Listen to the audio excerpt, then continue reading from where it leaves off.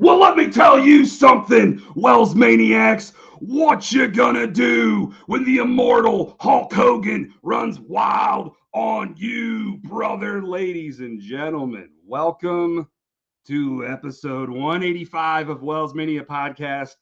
I am your host, the Kyle Wells, aka WellsMania, and you can subscribe to the WellsMania Podcast exclusively on YouTube. It is free, and I greatly appreciate each and every single one of you for running wild with WellsMania Podcast. Aiden Achong, I'm glad you asked. WellsMania Podcast is the most underrated wrestling podcast in the world, brother. I'm actually not wearing this shirt. We will get to that here in just a second. But you can go to brainbustertees.com and buy all the WellsMania merch. And check this out. All the proceeds that I make off of my merch are going straight to my son. My son is coming in October, so I want to buy as many diapers between now and then as possible because I hear kids, I hear they go through diapers a lot. These are things that I'm learning as a soon-to-be dad. But anyways, this right here is episode 185, and I am on the road to 10K on TikTok. And yes, I'm looking at every single one. YouTube is worldwide. There are literally billions and billions of people who watch YouTube videos. So you mean to tell me that I can't get like 500 of you to go on TikTok right now and follow WellsMania? Because if I get to 10K, I'm going to SummerSlam. I'm going to New Jersey. Whether I got to fly or drive, I will go there. One way or the other, I hit 10K. Boom! WellsMania running wild, making my debut in the Garden State? I'll have to ask Aiden Achong what the New Jersey nickname is. I think it's the Garden State. I have no idea. It's the Jersey Shore State. Oh, yeah. So let's bring him on here. I think I just popped the mic. But ladies and gentlemen, running wild with me on this episode of WellsMania Podcast, he is friend of the WellsMania Podcast. Oh, my God. Wait a minute. Is that Bronson Reed? Tsunami. Yeah. I think it is the Garden State, by the way. I think it is the Garden State. Okay, so I did my research, and I wanted to make sure because you're in New Jersey, New York. Okay, I do not live in New Jersey. New Jersey, New York. They're like right there, right? Some people wouldn't say that, but it's not that well, gross. Aiden, thank you for being on this WellsMania SummerSlam panel, and we couldn't have a panel just you and I. I mean, we could. But let's add some more people, shall we? Get some Payne in here. Well, soon. Well, maybe. I don't know. I'm still waiting for the call for Stone Payne to come back on WellsMania Podcast. But this right here, the WWE Human Encyclopedia, Jared Giles. What's up, brother? Not much. And yes, it is the Garden State. Yeah, that is there. There we go. Useless knowledge for 200. Ken Jennings or whatever the new it's Jeopardy. Ken. Look at me. I'm just full of just random knowledge today.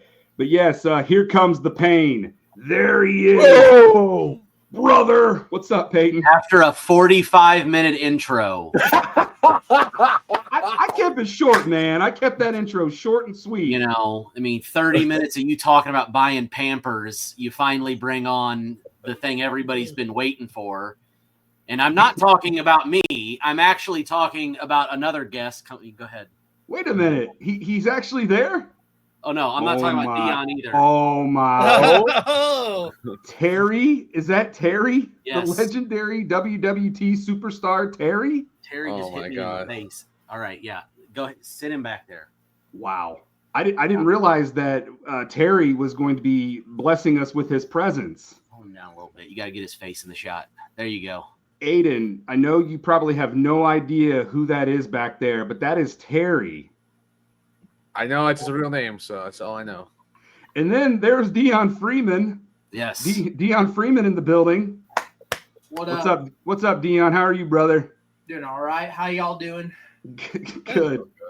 Are you gonna be sitting like that with Terry for the whole episode? Oh yeah. I love it. But Terry's actually wrestled before. He is a performer. Oh, he has, Aiden. You can go on Wrestle With This. Terry has wrestled in several matches, and he's actually he's a very entertaining performer. Yeah. He was the star of every match he was in. Yes, he was. and that wouldn't work for him, brother. Wouldn't work for him, dude. No. But yeah, guys, starting off this episode, massive, big, mega news that rocked the pro wrestling and sports entertainment world. The immortal Hulk Hogan died last week at the age of 71 years old. And I'm not going to lie to you guys, I am still processing that my childhood hero, Hulk Hogan, is no longer with us. So I'm going to go around and ask each and every single one of you, how did you feel when you heard the news that Hulk Hogan had passed away? Aiden, we'll start with you, brother. See, being one of the youngins here, I can't say like he affected me that much in terms of being my idol or anything. I never really connected with Hulk Hogan like that. It's a big loss. It's one of those losses where it's like, damn, he's like, that's one of the big faces of this thing. And it's like, wow, like I can't say I didn't expect it ever because, you know, with things he was doing to his body, things that went on in his life, he knew that day was going to come. I didn't think that day was as soon as it was, but it ended up happening, and the world has been reacting as they have been, whether you like him, whether you hate him. He made an impact. I can't say I condone anything of the negative that he did, but you know what? Everyone's have their opinions. So much you could do with it. Hulk Hogan passed away. R.I.P. Hopefully his family can get through it. I've seen some of them were on Monday Night Raw through the tribute. I don't know. Apparently some of them weren't on it. I don't know. It's not my business. I can't really ask, but yeah, big loss. Yeah, I saw Nick Hogan, Hulk's son. He was there. Jimmy Hart, the $1 Million Man, Ted DiBiase, Hacksaw Jim Duggan. Some WWE legends and Hall of Famers showed up for the 10-bell salute for the immortal Hulk Hogan. We got it on SmackDown, we got it on Raw, and we got it on NXT. And I would imagine we more than likely will probably get it this weekend at SummerSlam as well. That's probably going to happen. They're probably going to give a reaction for that. Jared, you are around my age. You grew up with Hulkamania. How are you feeling with the news of Hulk Hogan passing away? Brother. I'm going to say brother a lot on this episode, just letting you guys know. No, there had been, obviously Hogan had health issues the last several years, several back surgeries, and there had been rumors over the last month or so that his health had taken a turn, and then obviously his people, probably by his direction, had said, hey, it's not that bad, he's fine, he's just recovering. So there was a lot of back and forth. So I can't say I mean, the timing was shocking, a little surprising because there was so much back and forth, but you were kind of like, after it kind of, the first wave, like, oh, Hogan died. It's like, well, you know, you were hearing a lot of different things about his health. So surprising, but not too surprising because it wasn't like it completely came out of nowhere. Yeah. Still shocking nonetheless, though. I was not prepared to receive the text message from Payton because Payton was the one who actually broke the news to me because I was at work. I was actually in Target working, and then all of a sudden my phone is just going off, and I'm like, what the hell is going on? And I opened up Payton's message, and he texted me and said Hulk Hogan died. So Payton, you were the one that delivered the very sad news to me, man. And I'm not going to lie to you. I had a moment there in Target. Like, I literally had a moment in Target where I just stopped what I was doing and really had to collect myself. It was a lot. It was a lot to process. How did you feel, Payton, when you found out the news that Hulk Hogan passed? You weren't the only one that had a moment. When I read it, I'm not going to lie, my heart shattered when I read it because Hogan is one of my idols. I mean, Hulkamania is there. We wouldn't be here doing a roundtable about pro wrestling right now if it was not for Hulk Hogan and what he did for the business. So everybody that is a pro wrestler or pro wrestling fan literally owes everything to Hulk Hogan and Hulkamania in some fashion. How controversial you want me to get? Is that why you brought me on? Because you know that I'm the guy that'll do it? Well, this is a very, this is like WWE Unreal. We like to come on the WellsMania podcast and just, go behind the curtain. We like to be as authentic. Thank you, Aiden. Yeah, Aiden Achong. We like to make sure that we give the fans exactly a dose of realness and making sure that they're all aware of what is going on and what it takes to put out the show that it's a global phenomenon, and billions of fans across the world watch. So we're just doing our very best to right here on the WellsMania podcast. I never thought I'd be on this podcast. It's very underrated, but here I am, the game, Triple H, running wild with WellsMania. So thanks for having me. I'm going to get back to Stephanie. Sorry, Payton, what were you saying? Something about controversial? Yeah, that's what I do best. So I'm going to go ahead and do it. Do it, brother.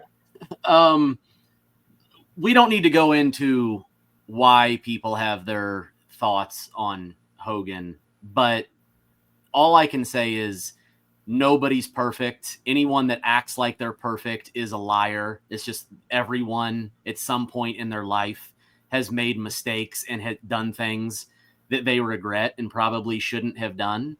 And if you cannot move on in some fashion and separate the mistake that Terry Bollea made at one point in his life from Hulk Hogan and what the character and the wrestler did for the business, and you want to make comments like, oh, I'm glad he's dead, or I'm glad he's passed, or, F him, then you are the worst scum in the world. You're a terrible human being, and you are far worse than Hulk Hogan ever was if you are celebrating someone's death.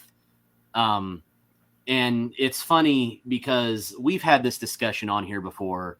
The way that certain fans will pick and choose who they want to, run through the mud and who they want to just seemingly forgive. For instance, I had multiple people in a TikTok live the other day tell me I would much rather have Chris Benoit back than lose Hulk Hogan. I have not heard that. I've not heard that one. And I sit here and I go, Chris Benoit literally did the worst possible thing a human being can do in this world. You cannot do anything worse than what he did. Yeah. And you're going to say, oh, no, but let's forgive him and move on, and his in-ring career is great, but F Hulk Hogan. No, those people are just, they're a waste of space. They're absolute garbage. So, in the words of The Rock, my favorite saying, to all those people, off is the direction you can fuck. Yeah. I mean, I have been seeing a lot of negative reaction to Hulk Hogan's passing, and it's sickening. It's really sickening. People celebrating his death, and it's like people are also being like, oh man, you ain't seen nothing yet. Just wait till President Trump dies. Like, people are vicious out here, man. People are, they're vicious, they're vile. And yeah, if you're celebrating, you didn't have to like the guy. You didn't have to like what he said. But celebrating his death really shows a lot about you and your character. But I will say this. It has made unfriending and unfollowing people on social media a whole hell of a lot easier. So I've been doing some summer cleaning, so to speak, on my social media pages. But Deion, I see you back there with Terry, brother. How did the news of Hulk Hogan affect you, my dude? I know the microphone's a little far away from you, so maybe we can get a little Mean Gene action from Payton, brother. Can you hear me? I can. All right, right on. Yeah, Payton sent me. Put that cigarette out. Sorry, you said Mean Gene, and I had to do it. I love it. Yeah, Payton texted me, and it was kind of weird because he texted me, and I was ringing out a customer at work, and as the customer was leaving, he opened the door and said, "What? Hulk Hogan?" And I was like, "That's weird. Like, what'd that guy say about Hulk Hogan for?" So I literally grabbed my phone, and Payton sent me the text, and I was like, "Oh, Yeah. I don't know. Like, it just felt like almost like I thought at first, like, I was like, this is some sick joke. Like, someone did AI, and like the story's running wild, and like, it's gonna die down. Like, they're gonna be like, Hogan's team's gonna come out and be like, no, this is false. Hogan's fine. He's at his beat shop. Blah blah blah. But no, that didn't happen. And then watching the memorial, like it really got to me. Like it sunk in and it gave me goosebumps. And I'm just very happy that WWE took recognition of what the man has done for the business, for the company as a whole. I mean, let's be real, like 90% of your favorite WWE superstars would never be WWE superstars if it wasn't for Hulk Hogan. Yeah. And for other companies that are trying to just wash it under or give it a 30-second AEW or give it, lack of any attention, that's fine because your company's already getting lack of attention as it is. So, now I will say, Tony Schiavone did mention something on, what was it? Jared, what show was that? I don't watch it. It was Collision. Thank you. Woo. He talked on the show nobody watches for only the commentary to hear. But like it was definitely interesting because like growing up I watched wrestling, but like I never got to witness the Hogan era like like you guys did growing up, and then the WCW era. I kind of got more into Hogan on his way out of WWE, but I really got to know Hogan going into 2011 in TNA Impact. Okay. And that's where I started watching, older stuff of Hogan's work and everything. And I grew a appreciation of that. But that's how I kind of got introduced to Hogan more, because I was still, I was getting freshly back into wrestling. And I was like, oh, what's TNA Impact? And I was like, oh, Hulk Hogan's on it, so it's got to be good. Yeah. But yeah. That's the thing, man. Is like we got all different generations. Aiden's the youngest, and then Payton and Deion, you guys are in the middle, and then I'm right below Jared. Jared is, I think you're like a year or 2 years older than me. You're 40 now, aren't you? Correct. So I turn 39 next month, and Hulk Hogan's birthday is next month as well. So the Hulkster didn't make it to his 72nd birthday. I was thinking about that earlier. What is it? What's his All-American beer on his birthday? Yeah, brother. This right here, dude. Not available in Indiana, by the way. I had to get that in Illinois when I went to Chicago. I went to a liquor store and found it.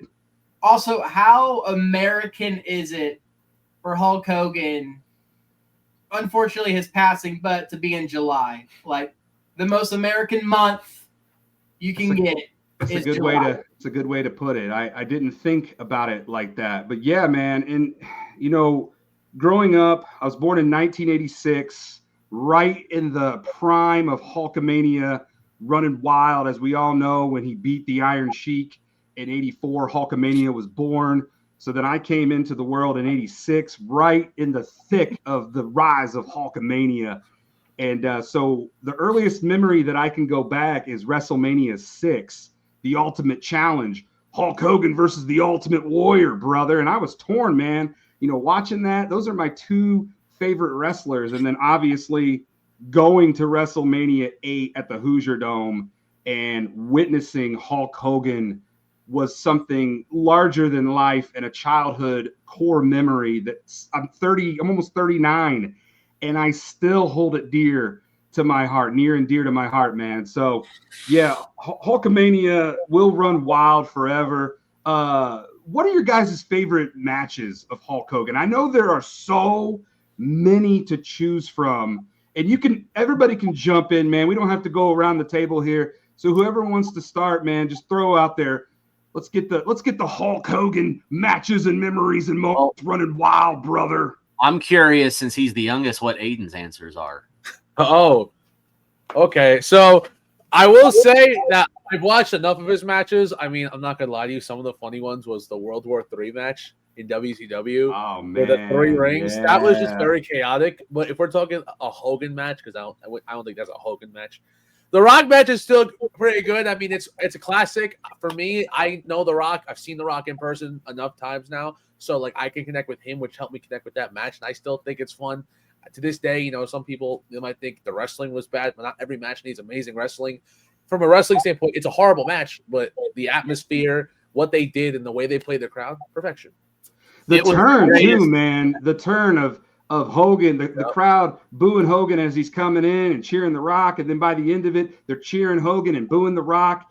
Icon versus icon. That's a great choice there, Aiden. It is the greatest crowd reaction to a match of all time. I will die on that hill. I mean, you're not wrong. The flash bulbs did not stop. I don't even think the crowd really sat down for that match. They were standing up for the whole thing. When Hogan kicked out of the rock bottom and hulked up, yeah.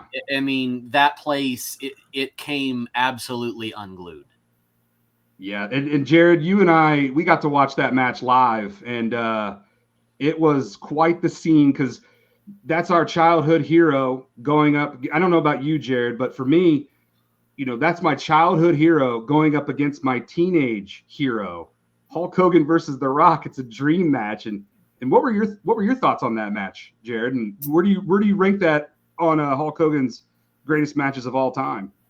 That match has to be up there again because of the crowd reaction and everything. That's probably one of the Hogan's top matches. I know that's like Cody Rhodes' favorite match of all time.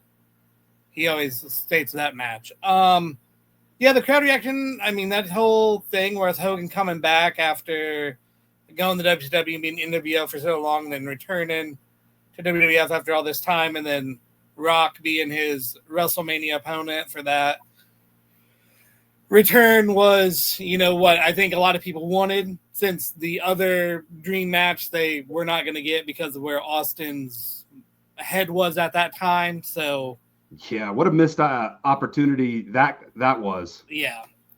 But yeah, I mean, it's definitely one of the I think the iconic Hogan matches. Again, right opponent, WrestleMania.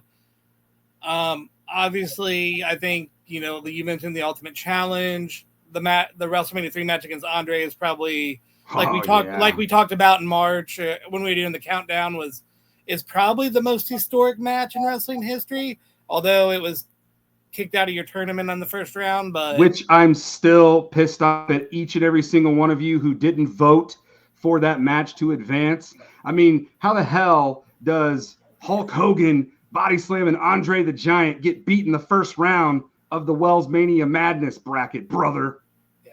You talk about betrayal. You all betrayed me by not advancing that match. But, that's neither here nor there, and I'll let it go. That is the most important match, I think, probably in wrestling history.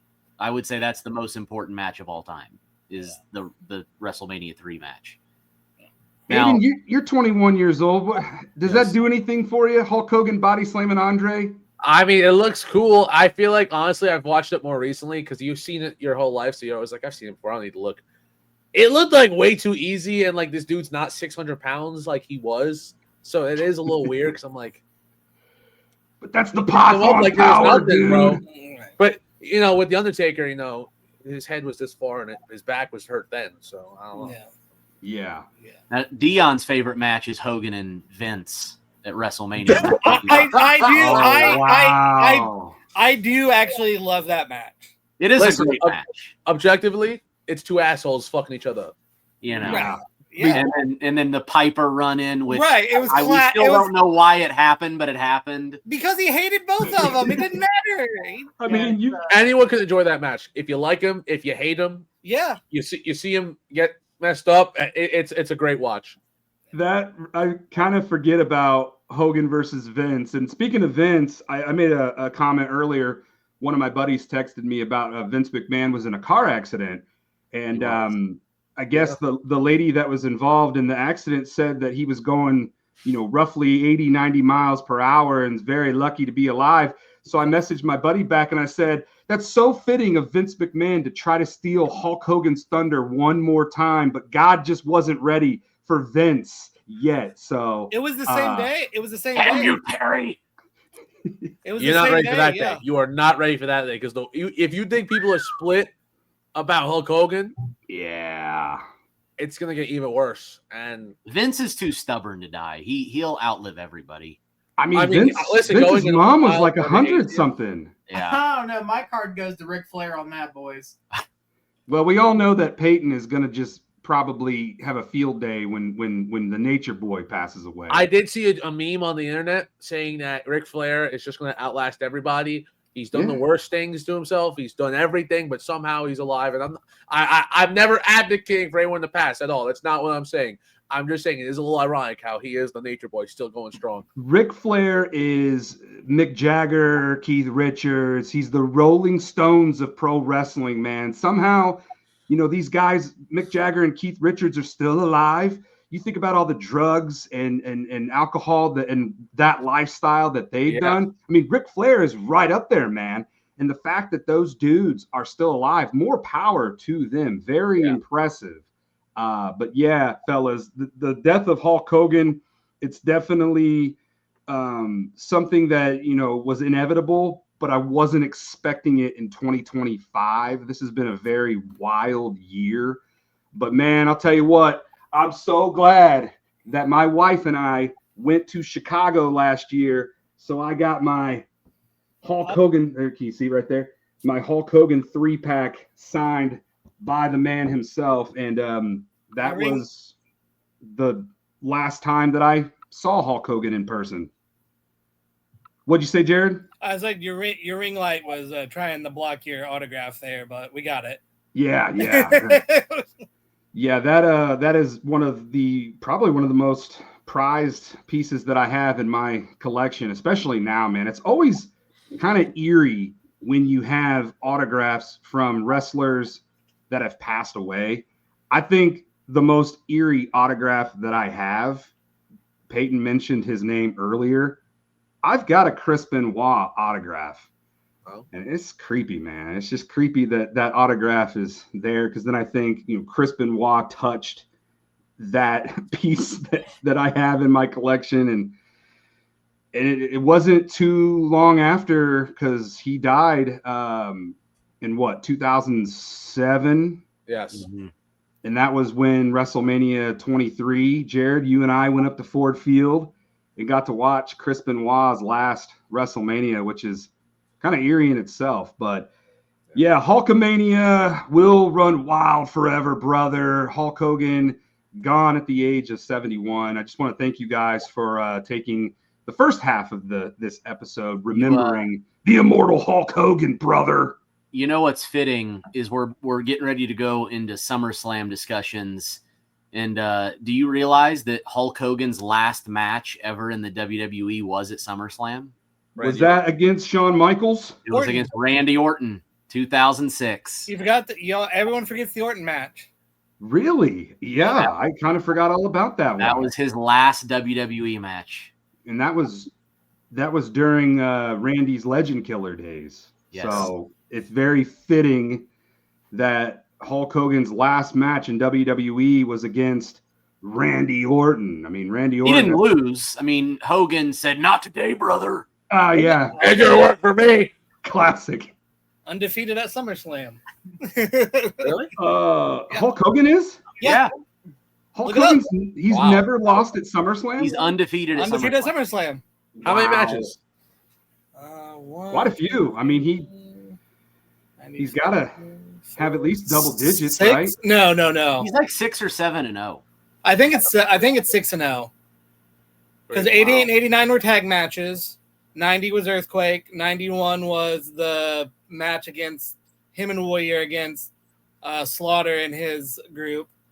And then he was gone for, 93 through 2000 and Yeah, he missed out on a lot of SummerSlams there. Then he had jumped to WCW. Then HBK and Orton. So Yeah, that HBK Hogan match. I always tell people, if you want to laugh, if you want to be in for a treat, go watch Hogan, Shawn Michaels, SummerSlam 2005, and try to keep a straight face. It's impossible. I laugh every single time I watch, and you always hear different stories. People are like, "Oh no, HBK was really selling for Hogan," and I'm like, I think he was doing it out of spite and definitely overselling on purpose just to piss off Hulk Hogan.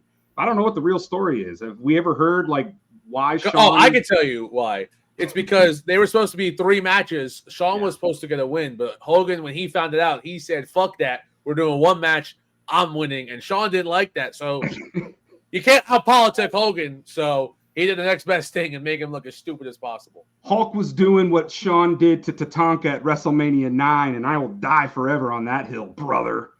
But fellas, we are just days away from SummerSlam. This is our nice transition into SummerSlam. And Aiden was like, I don't even know who the fuck Tatanka is. I just saw it. I know Tatanka is. The Native American, baby. He'll be in the Hall of Fame one day. He was at WrestleMania 22, I think it was, in the Battle Royal. Yes, he was. He was. So he came back for a couple months, and you could tell he was a 90s dude because he dressed like a 90s dude. And I'm like, yeah, he was a staple. Ain't gonna work anymore, pal. For my childhood, the Native American Tatanka. WWE has released the 25 greatest SummerSlam matches of all time. I'm not going to run through all 25. I'm just going to give you guys. You want the top 10? Yeah, you're sure, brother. So I make sure I have it. But yeah. So coming in at number 10, The Undertaker versus Edge, SummerSlam 2008. Number 9, Shawn Michaels versus Razor Ramon, SummerSlam 95. Number 8, The Rock versus Brock Lesnar, SummerSlam 2002. Number 7, Shawn Michaels versus Triple H, SummerSlam 2002. Number 6, The Dudley Boys versus the Hardy Boys versus Edge and Christian, SummerSlam 2000. And then rounding out the top 5, we've got Bret Hart versus Owen Hart, SummerSlam 94. Number 4, CM Punk versus Brock Lesnar, SummerSlam 2013. Number 3, Bret Hart versus Mr. Perfect, SummerSlam 1991. Number 2, John Cena versus AJ Styles, SummerSlam 2016. And according to WWE, the greatest SummerSlam match of all time, Bret Hart versus the British Bulldog, SummerSlam 1992. Fellas, do you agree? Are we agreeing with WWE that Bret versus Bulldog at Wembley Stadium 1992 SummerSlam is the greatest SummerSlam match of all time? I think that might be one of the best SummerSlam matches ever. However, a lot of that top 10 list, I think, could be reorganized. And I think by the look on all of our faces, I think we agree with that. I probably, on my list, it'd probably be 4 or 5. And there's not to discredit that match. There's just other matches here that I think are better. One match that I think is really low is Cena and Daniel Bryan from SummerSlam 2013. Yeah. That match is a classic for no reason at all. You would never expect it, but that was one of the best SummerSlam matches I've ever seen in my entire life, and I wish we got more of that type of feud between Cena and Bryan. You ain't going to get any complaints on my end, brother. Any John Cena, except for Suplex City. I wasn't a fan of that one. Punk and Brock was amazing. That's a separate match where that was... It was good. Yeah, I thought that was going to be number 1. What do you think, Payton? What do you think the greatest SummerSlam match is of all time? And I mean, Deion, don't be so quiet back there, brother. I'm not gonna argue. I think that there is definitely, you could argue that Bret and Bulldog is the best SummerSlam match ever. I think that I'm not gonna argue that being in the number 1 spot. I just feel like the rest of the top 10. I don't know if I agree with all of those. I think what you got a match in mind? Tell us. Bury somebody. No. Come on, do something. I mean, I think Edge and Taker in the Hell in a Cell should be higher on that list. I think there's matches that are worse than that one that are higher. You know, you hate hearing that because you don't know why you weren't there for that match. Is Kurt and Rey Mysterio ranked at all on that list? I don't think so. The disrespect. I'm not seeing. What about Ray versus Eddie's on here? But yeah, Ray versus Eddie. Again, Kurt, that one. How is that not in the top 10? Too. Kurt versus Stone Cold Steve Austin, SummerSlam 2001. That's at number 17. What about where is my favorite SummerSlam match of all time? Where is Taker and Austin from '98? I believe that made the list. No, actually, I don't think I made the list. No, a couple. That's not even on the list. Yeah. Number 23, Taker versus Bret, SummerSlam '97. Steve Austin's only matches versus Kurt Angle at SummerSlam 01. Oh, I'm sorry. You said Stone Cold. Highway to Hell. How is Austin versus Taker at '98 not even on the list? That's a great match. Even though Stone Cold got a little concussed there, that's still a phenomenal match. Yeah.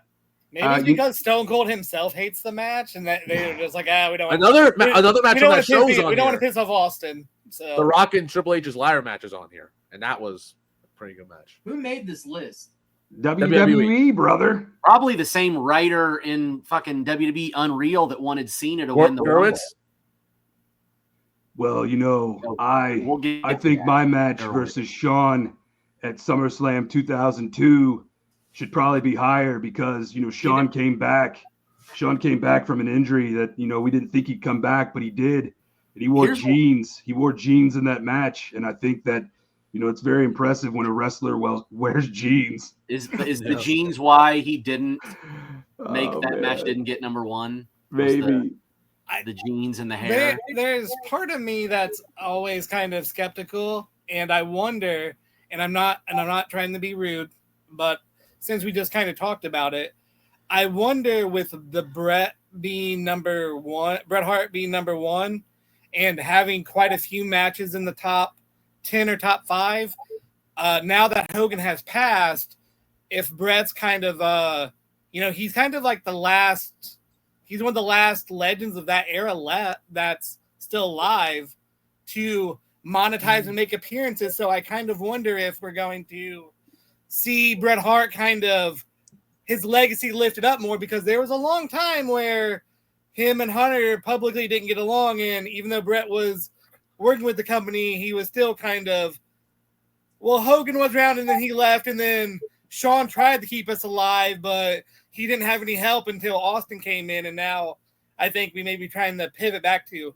Bret was actually really important. So I'm just saying there may be some political maneuverings in the list is all I'm saying. Well, I could see that. And, Bret Hart to me is Mr. SummerSlam. SummerSlam for Jared and I. Bret Hart called SummerSlam the SummerSlam in a promo. Every time. He still calls it the SummerSlam. The SummerSlam, the SummerSlam, the SummerSlam. I'm like, Bret, there's no the. It's just SummerSlam. Who did that? But yeah, he is, man. He's got. Because you called it out. Yeah. Someone just did that this week. Did it on Raw.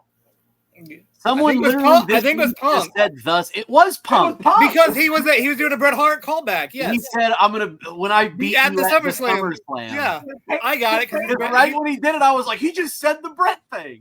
Yes. The SummerSlam. But yeah, do you guys think, even though Hulk Hogan is undefeated at SummerSlam, who do you guys think is Mr. SummerSlam? Because Randy Orton, he and The Undertaker, I think they've appeared at the most SummerSlams. And I think Taker, if I'm not mistaken, I think Taker has the most wins at SummerSlam. But and then Brock Lesnar, a lot of people think Brock Lesnar is Mr. SummerSlam. So I'm going to ask you guys, once and for all, let's settle it right here. Who is Mr. SummerSlam? It's Brock Lesnar. I'll give it to Brock. I think Orton's more Mr. Survivor Series. Even though I'm not a big Bret guy, I gotta acknowledge that his matches are all unbelievable there. So I'll probably keep it with Bret. As an old head, I'd probably go Bret. Old head, I like that. Yeah, I'm Hitman all day, every day. I love going back and watching his match versus Owen in the cage. I thought that was a really fun match. I love his match with Mr. Perfect. Like, that match right there is one of the best technical wrestling matches of all time. Perfect versus Bret, just two absolute studs going at it in the ring. And if I'm not mistaken, was that the first time that somebody had kicked out of the Perfect Plex? Was Bret? Well, on TV, yes. Okay. But Hogan did on the house show loop in the early 90s, but yeah, on television, Bret was. Hogan kicked out of everything, brother. There's one dude who's going to get his way to possibly be Mr. SummerSlam, and that's Seth Rollins. Give him a couple more years. I thought you were going to say Logan Paul. I thought you were going to say Logan Paul, but okay. I mean, I couldn't even say it. He needed to turn to Jesus and have every banger match every year. But Seth Rollins, I think his resume speaks for itself right now. He's had really good matches. You have the match with Ziggler in 2018, the tag match with Ambrose versus The Bar. His match with Cena was amazing. I believe he faced Dom Mysterio in 2020. He's had a lot of good SummerSlam matches. I feel like the match with Edge as well. And you just keep adding Finn Balor. You get a couple more matches under his belt, and I think he'll 100% be Mr. SummerSlam. Well, I mean, this weekend when he cashes in and prevents Punk from becoming the world heavyweight champion, I think that might put the cherry. If he on doesn't, top. Wells, I'm not gonna lie to you. You're gonna be looking a little goofy on the internet saying he's not injured. Brother, you must be new to this program, buddy. If you think he's gonna look goofy now, you must be new. Oh, he's all right. He's all right. Look, I'm not gonna lie, he's all right. I'm not afraid to go out there and make some pretty wild predictions because I was, and Payton can back me up, I was one of the few wrestling content creators, podcast hosts, wrestling media personalities, whatever you want to call me. I was one of, if not the only one, that said that CM Punk will return to WWE. He'll return at Survivor Series. I was one of the only ones who went public with that. Maybe believed it. I heard it a lot. Maybe fully believed it because I knew it was happening because the writing was on the wall, and I'm like, now is the time to bring Punk back. And when I'm really close to the game, Triple H, because I know he watches. I do. I watch WellsMania Podcast. I take a lot of ideas that I hear, and I like this Rollins one. I think we're gonna do it, brother. I think we're gonna do it. But speaking of SummerSlam, you guys ready to dive into SummerSlam? Yep. 40 minutes in, let's do it. 40 minutes in, giving the people what they want. Thank you. Tail of the tape. 41 minutes. I will put that in the description. And we cut a segment, so that's even more impressive. Yeah, I was watching The Abyss on WWE Unreal. We had to cut some stuff. No Anaconda Vice, man. We got. You don't want to talk about it? We got to go home. I love looking at you like an asshole right off your camera. That was awesome. I think just real quick before we dive into SummerSlam, what are your guys' thoughts on WWE Unreal? I've watched the whole thing. I'm not going to spoil anything. I will say they didn't dive too deep into it where it's like, oh my God, I know everything. But it's enough to where it's like, okay, it's nice to see this other side, of the fourth wall. I'm able to hear some of these conversations. Some of these things I thought were obvious to me. Some of them were a little new to me. I'm not going to lie to you. Some people I see in better light. I will say, I know people have seen clips. Chelsea Green and Charlotte are two names that immediately speak to me. And I was like, wow, you got to hear a little about their stories leading up to some events before and after WrestleMania. And it's like, wow, it's a lot more that I need to know about these two. And it helped me definitely connect with them two better. But overall, I think it's a really good show. And I believe if you let enough time sit between when it's filmed and when it's released, then it's okay. Because as long as it's not interfering with what I'm watching on TV right now, go for it. Yeah, and I did not know that my wife would be so into it as she is. She's a massive Chelsea Green fan. She loves Chelsea Green. So hopefully the next time that Chelsea Green comes to Indianapolis, we can do a meet and greet with my wife and Chelsea Green. I think that'd be a really cool interaction for her. But yeah, I mean, I've only watched 3 episodes. I'm sure when this airs, and by the time people watch this episode of WellsMania Podcast, I would knocked out all 5 episodes. But I love it, guys. I love it. I'm a sucker for behind the scenes. I had a very successful radio career where I was a producer on the #1 afternoon drive in Indianapolis, the Hammer and Nigel show. Shout out to Hammer and Nigel. So I know a thing or two about pulling back the curtain and going behind the scenes. And I love when I see documentaries where we can go beyond and see what goes into making WWE. So I love it. I'm a sucker for behind the scenes. Payton, Deion, Jared, what are your guys' thoughts on WWE Unreal? 2 thoughts. 1, I need to be in that writer's room because I'm a better writer than everyone else in there. I had a feeling that you were going to say that. Tell me I'm wrong. Tell me I'm wrong. All right, why do you say that? You have one reason as to why you're saying that. So. Every person in there other than Triple H was spitting out just dog shit ideas. Just let's let John Cena win the Rumble because it's good for nostalgia. Fucking fire that guy. I liked that guy. I liked that one. Genius of that is appalling. And then the other thought that I have is I think a lot of people owe The Rock an apology. Yeah. Because it was pretty clear as day to me that he wasn't really supposed to do anything with John Cena past the Elimination Chamber. And it kind of played out exactly how they wanted it to play out. The Rock and Triple H literally have a conversation on camera where The Rock says, I don't think this is about me taking John's soul. I don't think this is about his soul. I think that this is just simply business for me to get at Cody because he wouldn't take my offer. It's not about souls with Cena. It's just about business. Yeah. Like that was said in a creative conversation. So Come I on, think Payton, but you know people aren't gonna read into it like that. They're gonna hate The Rock.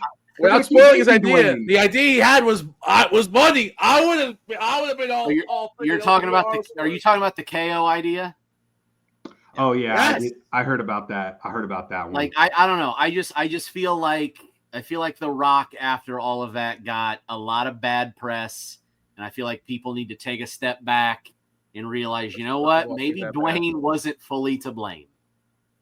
What do you think, Jared?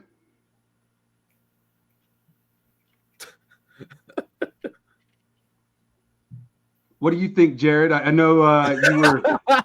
Can you hear us over there? Yeah, no, I only watched the first episode, so I didn't want to. Oh, I so see. I was pulling the headset away, so I see what you were doing. Didn't get spoilers there. So smart. I thought you might have lost connection for a second, but I see what you were doing. No, but I mean, I liked it. I like quarterbacks, and that was done by Omaha Productions.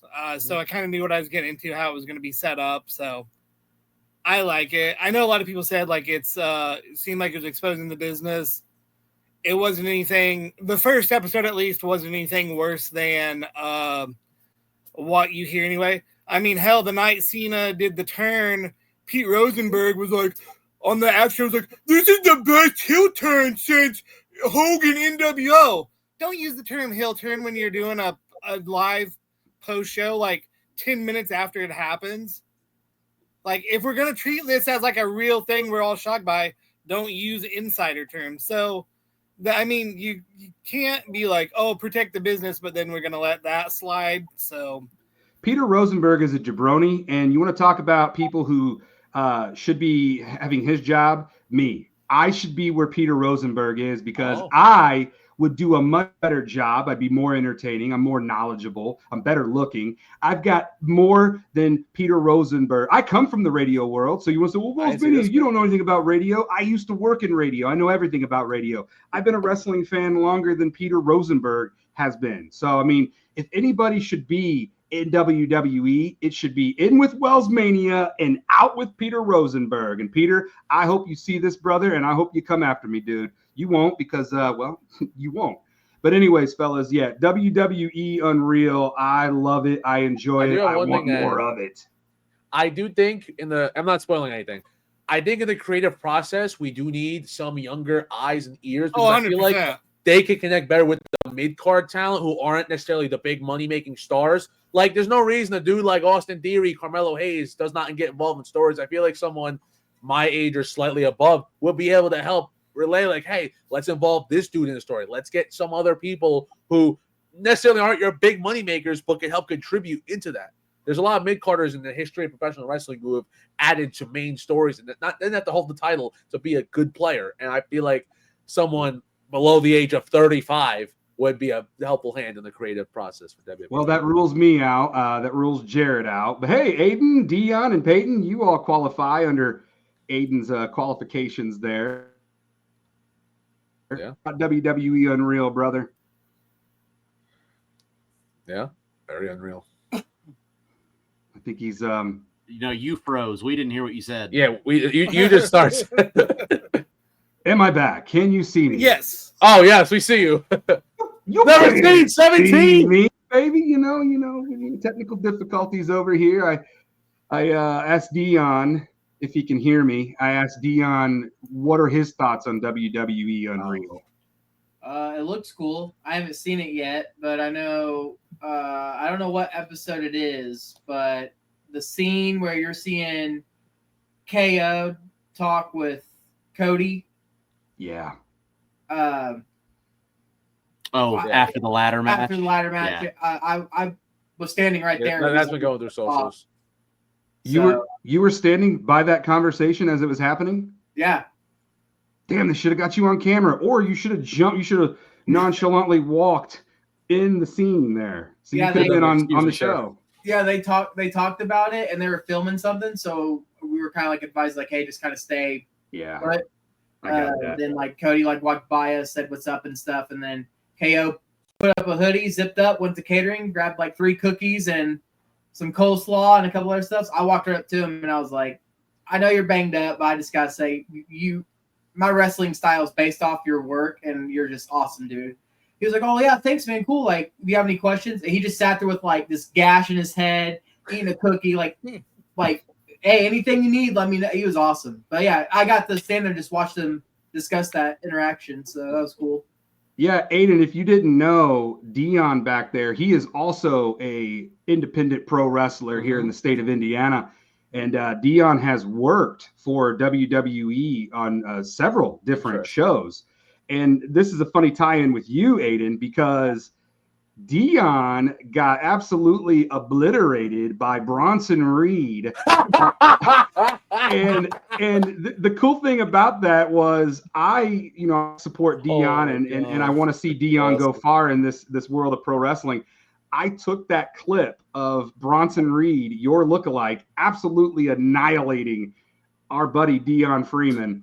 And my Facebook, I kid you not, literally went from 800 followers to 26,000 followers in a span of 48 hours. That video, that little clip of Bronson Reed destroying Deion Freeman, I don't know where it is now, but it is over the 1 million viewer mark, which is just absolutely insane.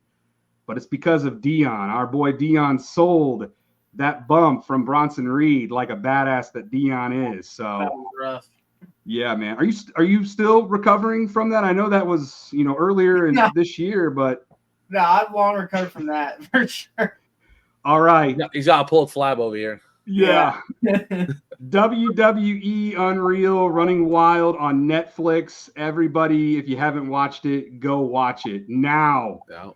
52 minutes in to episode 185 of WellsMania Podcast. We are finally giving you all what you probably came here for, and that is our predictions for the first ever 2-night SummerSlam, coming at you from New Jersey, where Aiden Achong will be running wild. Yeah. And who knows, I may be running wild with If you're watching brother. this and you don't follow WellsMania, then you're not a good person, because he's just trying to feed his new son and make his wife a stay-at-home mom. So you hit that follow button on TikTok and get him there, because he said 9,000 and then it got him too fast. So 10,000 people, make it happen. 10K, and then I can finally start getting paid off of my videos that I do. And yes, I really am trying to make my wife a stay-at-home mom, because she's going to be taking some time off here for maternity leave. And quite frankly, I just want to make sure that she's going to be fine one way or the other. But I really, really want to get all that extra income for our baby boy. So let's start. Let's start with night 1 of SummerSlam in no particular order. However, I will save what I think is going to be the main event for last, and then we can all agree or disagree with that. But let's start with Randy Orton and Jelly Roll versus Drew McIntyre and Logan Paul. Yep. And you guys can jump in, give me your predictions, your thoughts on the match. Why are so many people mad that Jelly Roll is just out here living out his childhood dream of being a pro wrestler or wrestling in the WWE? It's because they're jealous. That's what it is. Anybody who hates on Jelly Roll is jealous. It's the same people that still hate on Logan Paul, even though he's proven by this point that he was born to be a pro wrestler. Oh, speaking of Logan Paul, right here, stay hydrated and drink Prime. There is a wow. Jesus Christ. He doesn't want to pop back up in the camera. There is a group. Drink Prime. Oh my God. There is a group of people. I see him. There is a group of people out there, for some reason, after 40 plus years of WWE, that still can't comprehend that celebrities are a part of pro wrestling, and they have been ever since WrestleMania 1. Yeah. And Mr. T. Mr. T was in the main event at WrestleMania 1. I don't understand why people, after all of these years, after all the celebrities, they still can't comprehend it. And it's like, who cares? Jelly rolls in a match. Let's wait and see if it's good. Now, if the match happens and it's terrible, then we can judge it.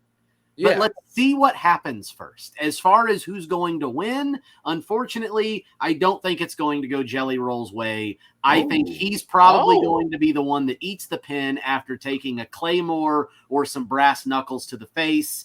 And I think that Logan and McIntyre get the dub. I am not okay. I That's think what Jelly Roll people be saying hate the if that wrong happens. people because Jelly Roll, I think he's been showing that he's really dedicated into this. He wants to do this. He's been training. If there's someone to hate, B-Rate Travis, who, and not to spoil anything, but in this doc, it seemed like he's cared so much, but I don't know. Clearly, something fell out of place because now he's nowhere to be found in the WWE. Yeah. And I think Jelly Roll needs to give a fair shot. I mean, he's lost the weight. If this was last year, okay, maybe I can understand it because he definitely wasn't in ring shape. But this year, he's looking good. He's training. He's living there. Give it a fair shot. I think it's going to be one of the best matches of the night. I really think it's going to impress a lot of people. You just got to know how to book it and time it right. That's all. What a difference a year makes because Jelly Roll, first of all, Chris, the 5-foot giant, Payton, and I, we went to Cleveland and we attended SummerSlam last year live in person. And Jelly Roll was great, man. I mean, he's so passionate. He's so into wrestling, and it comes off very real. It comes off very authentic. And the fact that he has been dedicating his body to get in the best shape, the dude has lost so much weight. He's been down, like you said, Aiden, at the Performance Center, putting in the work, unlike Travis Scott, who probably thought that he could walk in, I'm Travis Scott, I'm a wrestling fan too, but you got to put in the work, man. If you're not putting in the work, you have no business being in that ring. Jelly Roll is putting in the work, and Jelly Roll is actually taking bumps, and he's learning how to throw punches. He's learning the ins and outs of professional wrestling. Travis Scott went in there, slapped the hell out of Cody Rhodes like an idiot, and just, it's like, dude, come on, man. Like, you got to learn the business if you're going to be in, wait for it, the business. But I do have Jelly Roll and Randy Orton winning this match. I think that is the outcome that they should get. And I've got Jelly Roll getting the pin. I think he's going to pin, I hate to say it, but I think he's going to pin my boss, Logan Paul, and get the win. Is Drew back in America yet? Is that real? I'll look on his socials. I'll let you know. It is real. Yeah, he went to a wedding this weekend after SmackDown. Yeah, I'll see if he's home. I don't know though. I want to say. Now, I will say if go Drew, ahead, Payton. If Drew does not make it back for the match and he gets replaced with someone like The Miz, then I think Jelly Roll and Orton win. But if it is Drew and Logan, I'm sticking with my pick. I think that they will take the victory. I just want to know. Listen, I've never been out of this country, but I know that you need a passport to get in and out of this country. And if you don't have your passport, it's like, dude, what the hell were you Well, I thinking? think he had the one to go there. He didn't had have the one to he come had back. his UK passport. He didn't also have his English passport. And I guess he thought that they would work interchangeably, but with all Either that, he might have just misplaced it. I think it was as changes, simple as Well, he better hope that. So do we know if he's he back? can they get haven't. that. He hasn't said anything yet. Okay. The WWE says they think it should be resolved. I feel like we will hear about it sooner rather than later if he is going to get replaced. So You know what they could do, and this just hit me. I'm gonna throw this at you guys. If Drew McIntyre is back, they should act like he's not. So then that way he can show up and then cost Randy and Jelly Roll the match. He shows up out of nowhere and whoever they could play this off of Drew make it, but he really did. I mean, I do not know what is real and what is not real. I think everything is a work. That's just because of how we've become in this business. You know, your whole life's a work, so that's why you think that. Is this real? I don't know. Everything's a work, man. I think everything's a work, man. I just try to. Are you really even having a kid, or is it a work? So you try to get. I won't know until October. You'll have a hand baby. But my wife is very much pregnant. I do know that, and I have seen him. He's in there. He's in the womb. He's kicking, baby. I mean, there's nothing cooler than feeling your kid kick. I didn't need a whole speech, but I was okay.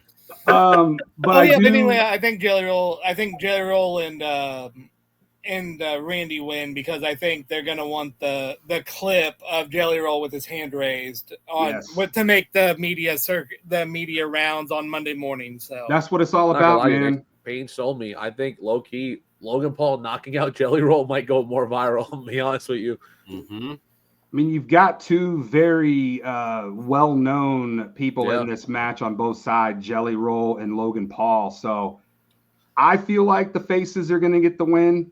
Another victory for Randy Orton at SummerSlam, which I feel like is much needed for him. But yeah, I'm really looking forward to this match. And if you hate Jelly Roll, off is the direction that you can. Yeah, Fuck, you know the rest. I'll say it. Thank you. There you go. You know what? Let's just keep rolling with the tag team. We gotta get his opinion. I thought he said Jelly Roll. He didn't speak yet. Oh, it looked like he said Jelly Roll. Who's your pick? Yeah, I gotta go Jelly Roll after hearing Jared say they're gonna want to go crazy with that clip of him getting his hands raised and everything all over Good Morning America and country music, all this crazy stuff. So yeah, I got them going over. Ooh, speaking of country music, I just want to give a shout out to friend of the WellsMania podcast, Patrick Kearns. Patrick Kearns just released a brand new single on Spotify, Apple Music, YouTube, wherever you listen to your I thought music. we didn't talk about Spotify on the show anymore. What happened? When Everything Is Wrong, that song, and I'm not a big country guy, but that song is a banger. It's a certified summer banger. Shout out to Patrick Kearns. Everybody go and check his music out. And I'm going to try to get him and his wife on a future episode of WellsMania Podcast. They are a power couple of wrestling content, power couple creators, and they're big supporters of me. And anybody who supports me, you already know that I'm doing my best to do whatever I can to support them. So when Everything Is Wrong on Spotify, it's the only time I'll mention Spotify is for somebody else's gain. You've already mentioned it 3 times. But yes, Spotify is where you can listen to When Everything Is Wrong, streaming on Spotify, Apple Music, and Spotify. YouTube. And Spotify. You guys didn't know there's Unk? Wells is Pops now, pal. He is Pops. This is true. Is Steve Pat's brother, or how does that work? Who's Steve? Steve Kern? Come on, man. Steve Kearns. Never mind. Oh, you're talking about Skinner. Yes. Okay. For a split second there, I was like, who the hell is Steve Kearns? I don't know. But When Everything Is Wrong, streaming on Spotify. Another tag team match here. We've got the Payton's favorite. We're going to go Payton's favorite here. Now the women's got tag titles. The WWE Women's Tag Team Champions, the Judgment Day, Raquel Rodriguez and Liv Morgan 2.0, Roxanne Perez versus Charlotte Flair and Alexa Bliss. I don't know if my Alexa's still in here. No, don't think so. Okay. I mean, how are we feeling about this match? I'm just going to yell out. I'm going to yell Flair and Bliss. They're going to win the tag titles. I think that's how we go, but I also feel like Roxanne and Raquel as a tag team is working right now, and I'm going to throw this out there. Do we think Liv appears, even if she's not cleared or she is cleared, do we think she appears in some capacity to screw them out, or do you think it's just a clean Charlotte and Alexa win? I think it's clean. I think Liv's a couple months away still, so we're going to keep building it closer, like they did with Rhea, and then bring Liv back. But I could see her come out, even if she's not wrestle healthy, to be on TV, and then you build to that in a couple of months. We don't need Triple H having any longer term storytelling. He's got enough problems keeping all his ducks in a row. Let's just not until she can get in the ring. Let's save Liv for the return pop until she's ready to get physical. In my opinion, you're not wrong. I like to keep my ducks in a row. When the ducks start waddling off on their own, it's when all hell breaks loose. So in this situation, we're going to keep Liv Morgan away. We're going to keep her off TV. She's doing great. She's recovering nicely, and she'll come back in due time. Are you guys enjoying like the in and out Triple H character? I know it's just absolutely look how excited Deion is. Pops. I appreciate that. Okay. I appreciate that.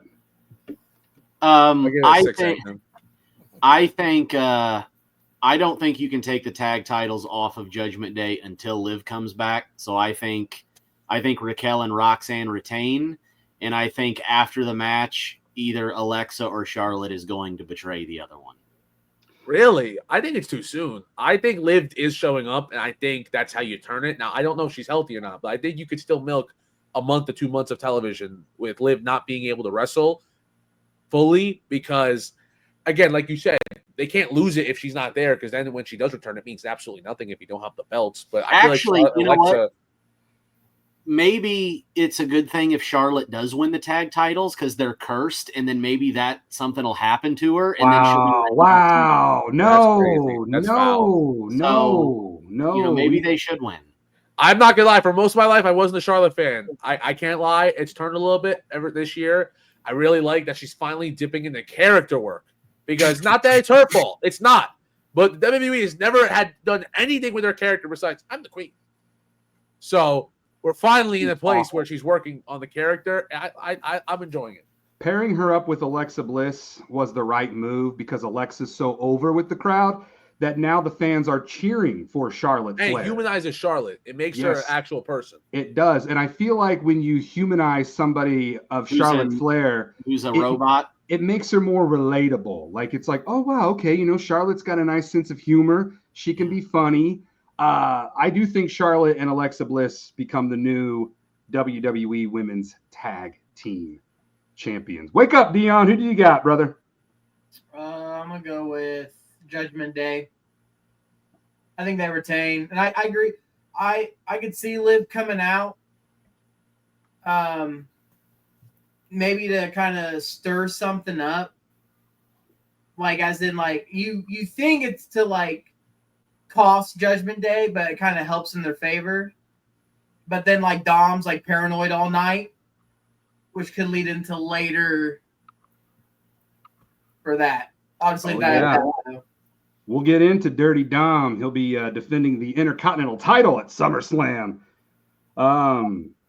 We shall see. We shall see if Liv Morgan decides to show up or comment not. Down below. Who do you think? Is Liv coming back? Yes or no? Yes. We do have the comment section. It is open here on the YouTube, so feel free to chime in with your predictions along the way here. The next tag team match is Roman Reigns and Jey Uso versus Braun Breaker and Aiden Achong with Paul Heyman. I'm sorry, Bronson Reed. Aiden, are you going with your lookalike? Do you think the Brons will pull off the big win here? Yes. Wow. I don't know why. I know it's a hot take, but I feel like if anyone has something to get out of this, it's them. Here's the problem. If it main events the show, Roman and Jey are going over. If it doesn't, then Brons are winning. Yeah, I don't think this match main events night one of SummerSlam. I don't either. I think there's another match that has a better argument. I don't think this story has enough to build on. And I just don't think Braun and Braun are on their way up the card. They're doing good stuff. They're not end the show yet for a SummerSlam. Here's my Aiden, do you still have Roman shoes? Yeah, that's what I was going to ask. They might be on eBay. I don't know, man. Yeah, Bronson Reed pulling a Debo move there, taking Roman's shoes. I I think this might be the easiest match to call. Roman is not losing this match. Bronson Reed can eat the pin after a spear. I just don't see Roman and Jay losing here. People keep saying Jay's turning, which I don't even understand why we would do that or how that would even work. But yeah, Jay is way too over to turn him heel. I mean, there's just no reason. Like, there is no reason. I mean, the dude is so over that he's now yeeting in the middle of his matches and doing an encore of. Have y'all caught that clip this week where he said "fuck that," but they keep saying "bump that"? He didn't say no bump on Monday night. He said "fuck that." We rolling that shit back. Oh yeah, I looked at my wife. I go, they didn't censor that? Wow. Okay. But yeah, no, I Jared, who do you have before I give my take on this? I think Bronson and Braun should win. I believe Roman and Jay will get the win, but I think for building characters and main event level pushes and getting the guys where you want them and need them to, it should be Bronson and Braun. But I agree, Roman's probably walking out with the victory. Yeah, and honestly, in my opinion, this should open up. Night one of SummerSlam, the first ever 2-night SummerSlam. Open it up with Roman and Jay. Get that crowd going hot. Get them yeeting from the jump. Really set the tone for the night. Yeah, I think Roman Reigns and Jey Uso get the win and acknowledge your OTC 1. Roman Reigns. There is a world, though, if they main event the show and other matches go before, that we could have a different ending for the night one of SummerSlam with certain people standing tall, but we'll get to that. Yeah. The next match, Payton loves this one. He really does love this one. Sami Zayn versus Karrion Kross. Now, we've got a stipulation, fellas. We've got a stipulation here. If Kross wins, Zayn has to say the words, Kross was right. If stipulation. If Zayn wins, Kross must say, I was wrong about Zayn. That is a stipulation on. I didn't know that was official. I thought that was semi. It's on there. But Karrion Kross has to win this match. He has to. It's a must win for Karrion Kross. If Kross doesn't win this match, then I feel like it's over. Like, he has to win. Sammy's losing aura for me. I feel like we need something to freshen him back up. I don't know if he's got to attack somebody or like just do something insane. The only way that Kross can lose this match is if Sammy cheats to win and proves Kross right.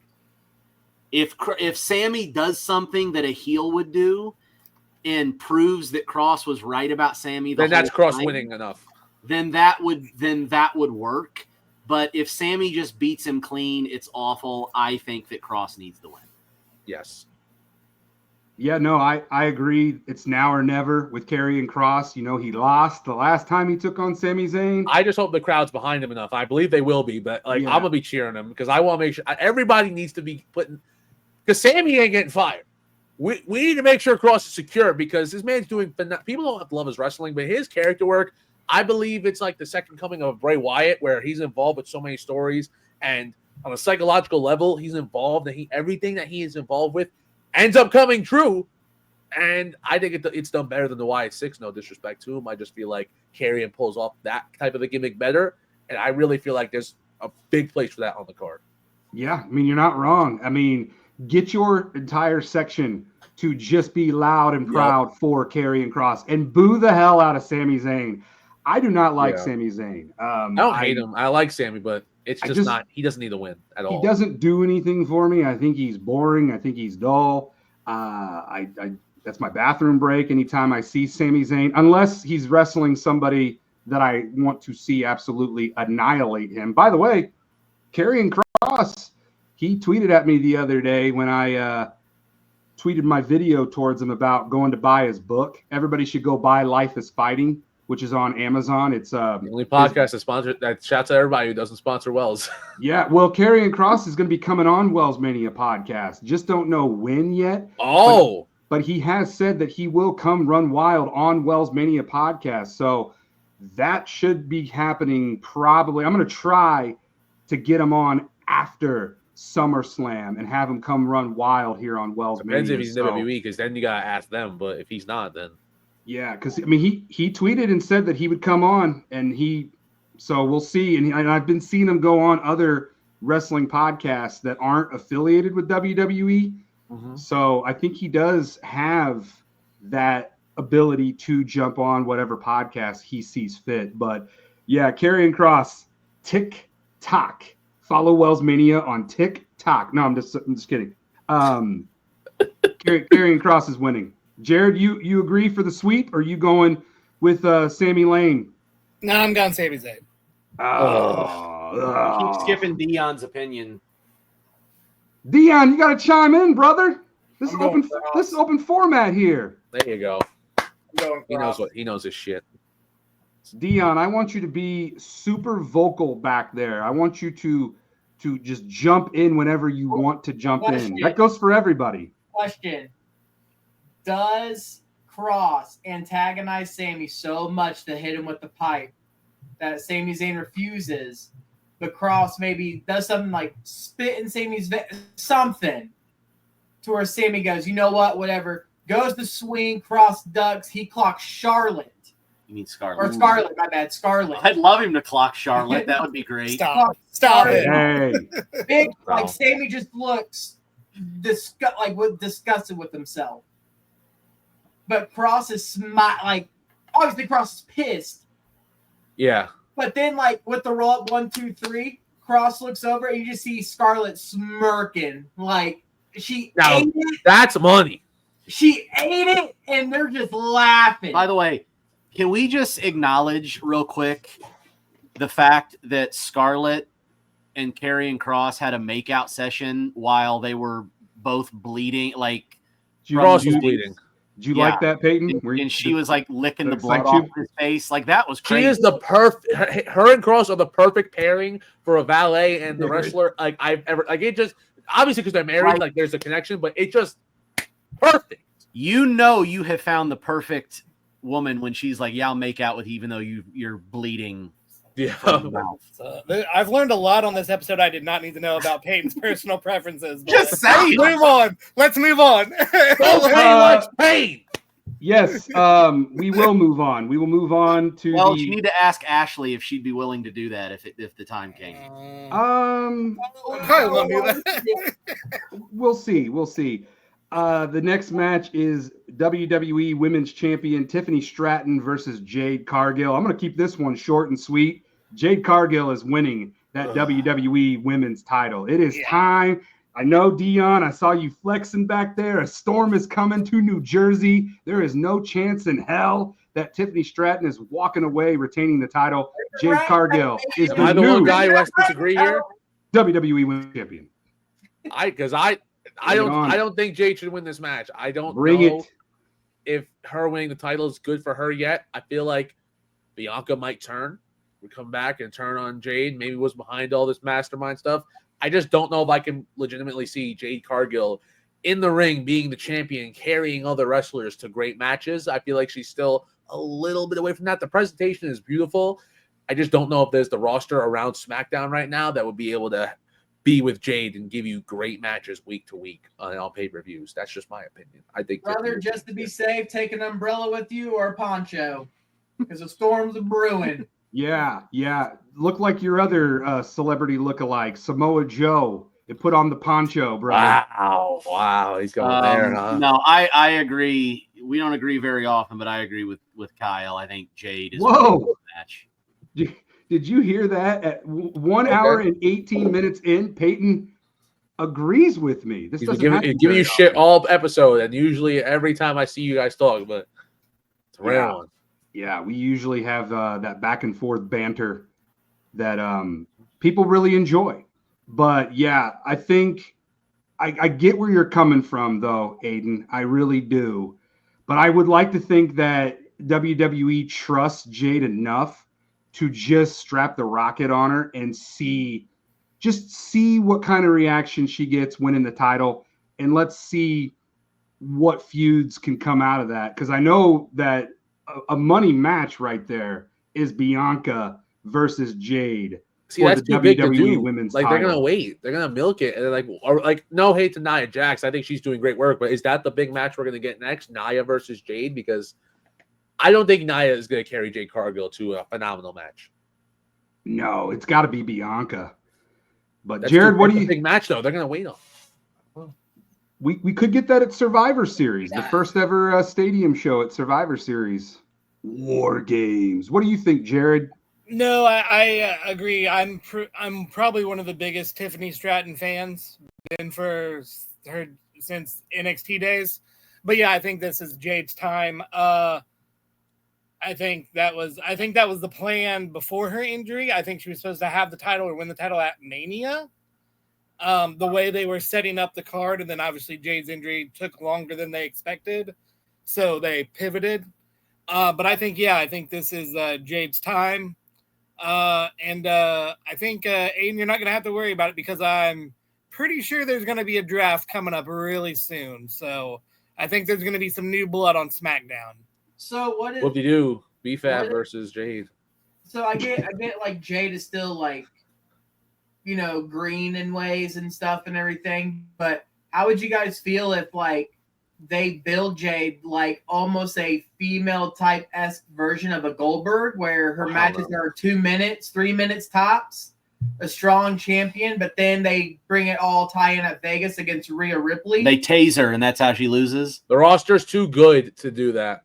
You don't have enough bums to be able to do Bianca that. just tased Jade. I mean, looks really you good. say that, but they had the New Day as tag champs, and that was a shit run.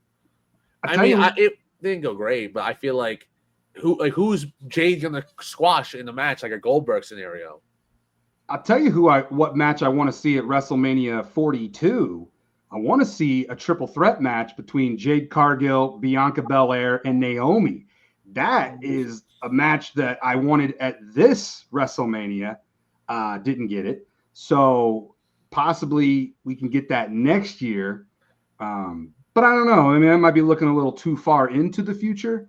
But I don't think you'll be able to stretch it that far. Yeah, personally. As far as SummerSlam goes, I do think that it's not Tiffy's time anymore. I think it's Jade's time. Jade's time doesn't have the same ring to it, but fellas, that does take us to what I think and probably what you guys think is going to be the main event for night one of the first ever 2-night SummerSlam. We've got the World Heavyweight Champion Gunther versus CM Punk. And Deion, I will kick things off with you, brother. I will get you in the mix here from the jump on this one. What are your thoughts on Gunther versus CM Punk? Gunther versus CM Punk's going to be a banger. CM Punk is going to win the World Heavyweight title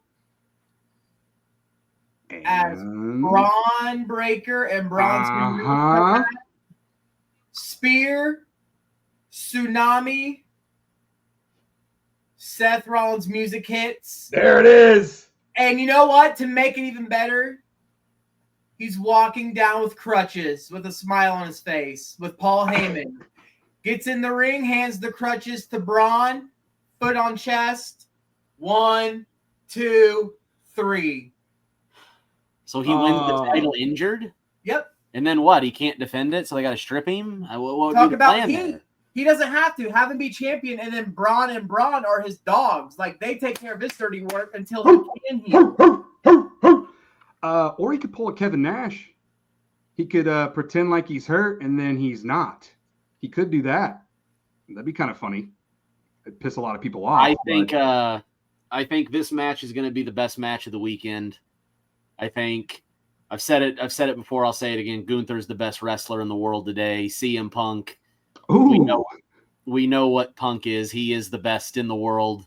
Go ahead. Sorry. And I'm guessing you saw, if you've watched any of WWE Unreal, this match was actually the match that was scheduled to be the WrestleMania Night 1 main event. I did see that. Going into WrestleMania season until Michael P.S. Hayes decided to pitch Jey Uso as the winner of the Royal Rumble. So we're finally getting it here at SummerSlam. As much as I love Punk, I don't think he is going to beat Gunther. I think that it's going to be a hell of a match, but I think that Gunther is going to beat Punk, and I think he's going to beat him clean. And we are going to get the Gunther reign we wanted the first time around. He's already choked out Goldberg. He's going to choke out CM Punk. Wow. A clean Gunther victory to retain the World Heavyweight title at SummerSlam. Do you think that would leave the fans satisfied closing out night one of SummerSlam? Yeah, because they got night 2 to come in. So who cares? Okay. Jared, Aiden, what do you guys think? Oh, there it is. Jared's rolling with Punker. Yeah, I'm going Punk. I think they're going to play on the Gunther's has a penchant for tapping out quickly, and I think he's going to submit to the Anaconda Vice. Abyss with a huge pop right there with the Anaconda Vice. What do you think, Aiden? All right, Payne's probably going to be pissed at me. I don't think Gunther belongs in the main event match with CM Punk. I think he's outclassed. I think from a status perspective, Punk's up here. Gunther does not meet that mark. And I don't see a realistic world where Gunther beats CM Punk, and I fully believe in him, sold on the fact that Gunther beats CM Punk. I feel like there's no reason that the bigger star doesn't win this match. Gunther can refresh his character, go on a reset without a title for the first time in his life, it feels like, in WWE television. And then maybe in a year or two, we'll figure out when he gets it back, because I think he's going to win another world title. I'm not going to act like he isn't, but I think too much has been done with him holding a title and it not meaning jack. And I still see him as a dude who's holding the championship. I don't see him making that championship. And I think CM Punk's the guy who can help make that championship. And I got CM Punk winning against Gunther to close out SummerSlam. No Seth. I think he involves himself in the WWE championship in the near future. Maybe not SummerSlam, but I think he'll be on that side of the coin. Payton, your rebuttal to Aiden's take there. My respect level for Aiden just fucking plummeted. What happened on Monday, pal? Gunther couldn't hang.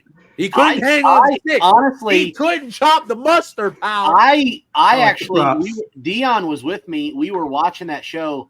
I actually verbally said out loud, I thought that was the worst CM Punk promo he's cut since coming back. I thought Gunther outclassed Punk on the mic.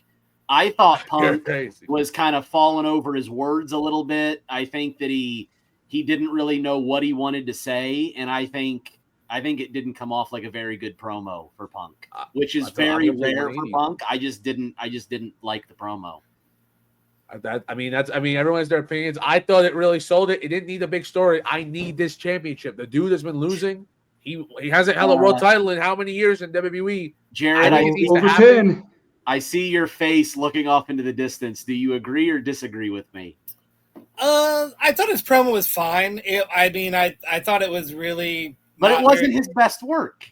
It wasn't his best. I don't think it was his worst promo, but I mean, it was just hey, we got to do something because the match is Saturday.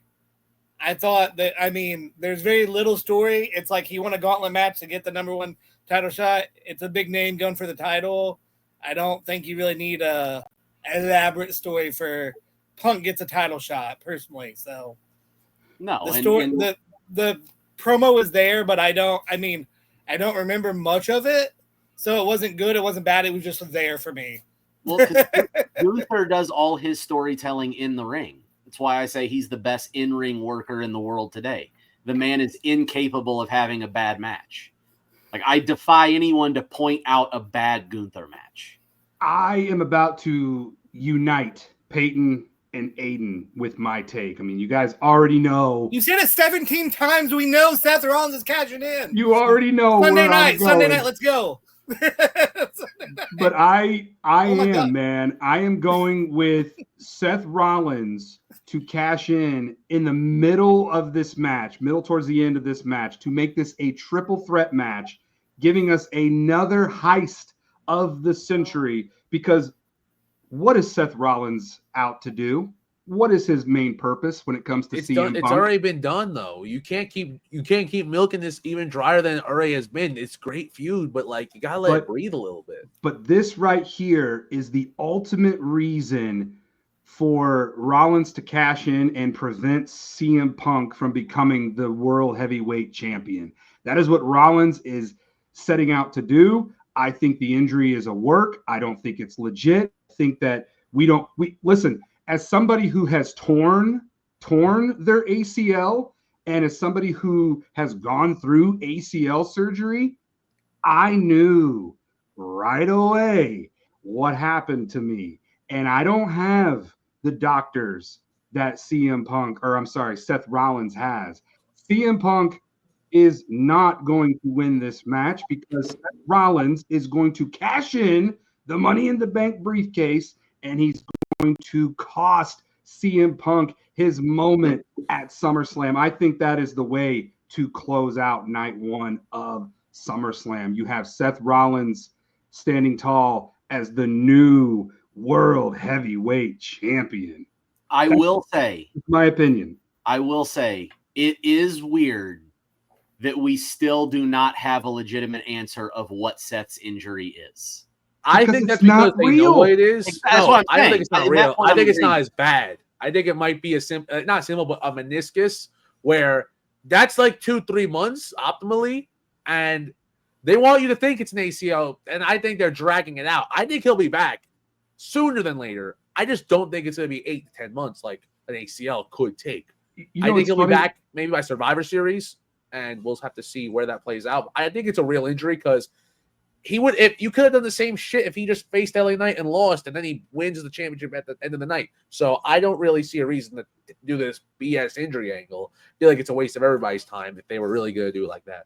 Seth Rollins is a master manipulator, and he wants you to think that he's legitimately hurt so he can do what he's going to do. Like, he wants you to think, ha, ha, ha, ha, ha, ha, yeah, 2 weeks, ha, ha, ha. But everybody sees it coming. What's in 2 weeks? SummerSlam. Of course he's going to say, well, I don't know. I got to wait 2 weeks before I find out. Well, how ironic, because SummerSlam, it was 2 weeks from when the injury happened.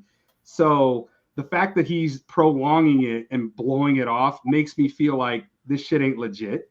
And I'm not afraid to do this. I'm not afraid to go public and say crazy things that other people probably want to say, but they just want to say it because they're afraid of whatever people might say. I don't care. I've never cared what anyone thinks about my takes. I'm more right than I am wrong. And I really, truly believe that Seth Rollins is cashing in. I guess we're completely rewriting history now, but all right, cool. Wait, what'd you say? I think we're rewriting history completely, but I mean, it's cool. But that is what I see. WWE does, so let's go for it. That's what I see. That's what I see happening. Can you imagine Seth's music hits and Paul Heyman is smiling, pushing Seth down the ramp in a wheelchair, and Seth's just rolling down like this? Paying homage to Kevin Nash. I think there's a more realistic thing if you're saying this about him cashing in, that we see the other title being cashed in, because I think similar to Naomi and Jade, good feud. I thought that definitely by the last match they had, everything has gone out of it. I don't think they could have dragged it anymore. I think it's the same way with Seth and Punk. I think Seth's next big feud is with Roman Reigns, and I believe that's the match we would end up getting more rather than another CM Punk and Seth match. I feel like both talents have done great work. We could revisit it in another year or two, but for right now, I think both got to go their separate ways and use their star power to help elevate other talents while elevating themselves. Hey, well, I mean, he's in a group chat with him from the school, so just ask him if the injury's real or not. Deion's been sworn to secrecy not to say anything about Seth's Well, I told injury. you. Is it real, Deion? I'm not getting on the spot right now. Is Seth a liar? He's Seth not is a watching. liar. He is watching. I'll stick with my stance. I think he is hurt. I just don't think it's as bad. The only thing I'm going to say is Aiden is very much on point on the scenario. He is hurt, but it's not quite what everyone's suggesting how severe it is. I thought that was obvious, and he didn't tear his Achilles. You see that. You see a snap, crackle, pop, ACL. Like, I think he's like, it could be 4 or 5 months and he's actually out for a long time. No, But they're going to do it like they did with actually- Cena. They did how many years ago when he tore his pec off and he came back in 2 months? It's the same shit. It was a dead giveaway too. The way based on his reaction, because if it was blown, he would have been screaming the F word. He would have been smacking the mat. He would have been pretty ticked off. But he looked like he was just a little startled. Like, ooh, hold on. Like, I don't want to. I think he was more like, I felt something. I know I want to continue, but if I do, I'm gonna make it worse. Exactly. That's because Seth Rollins is a great actor and a great manipulator, and you all will be fooled. Listen, I will be here to say, I told you so. If this doesn't happen, I promise you, I will be the first guy to get Wells on video and be like, so, how does it feel to be wrong? All right, sir? here we go. We're going to pull a Sami Zayn, Karrion Kross stipulation, okay? If I am right, all 3 of you, 4 of you. Why are you throwing me in this? I never disagreed with it. Okay. Okay. I'll say it then. Aiden, you have to do a TikTok video saying that you were wrong and WellsMania was right. And Yes. I, on the other side, And you have to buy his baby diapers. If Seth Rollins doesn't I've already bought his cash merch, in, so I am technically buying his kids' diapers. I will cut a TikTok saying that Aiden was right and WellsMania was wrong. So All right, we can do an handshake. There we go.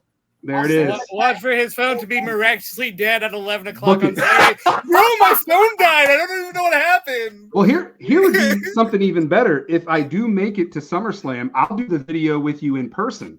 Exactly. So- If we see each other, we'll do it together. And Now you definitely ain't going to SummerSlam because you risk being wrong. The power is up to you. You watching right now, 1 hour and 36 minutes into this episode. It's the first. The first 2-night SummerSlam. Come on, you knew this episode was going to go long. Let's get to Sunday. Let's get to Sunday. He's So always at 9,500, so we're getting there. in no particular order, going to run through night 2 of the first ever 2-night SummerSlam, and let's kick things off with let's do the Intercontinental title match. The champion is Dirty Dom versus AJ Styles. Now, I will say this to you guys.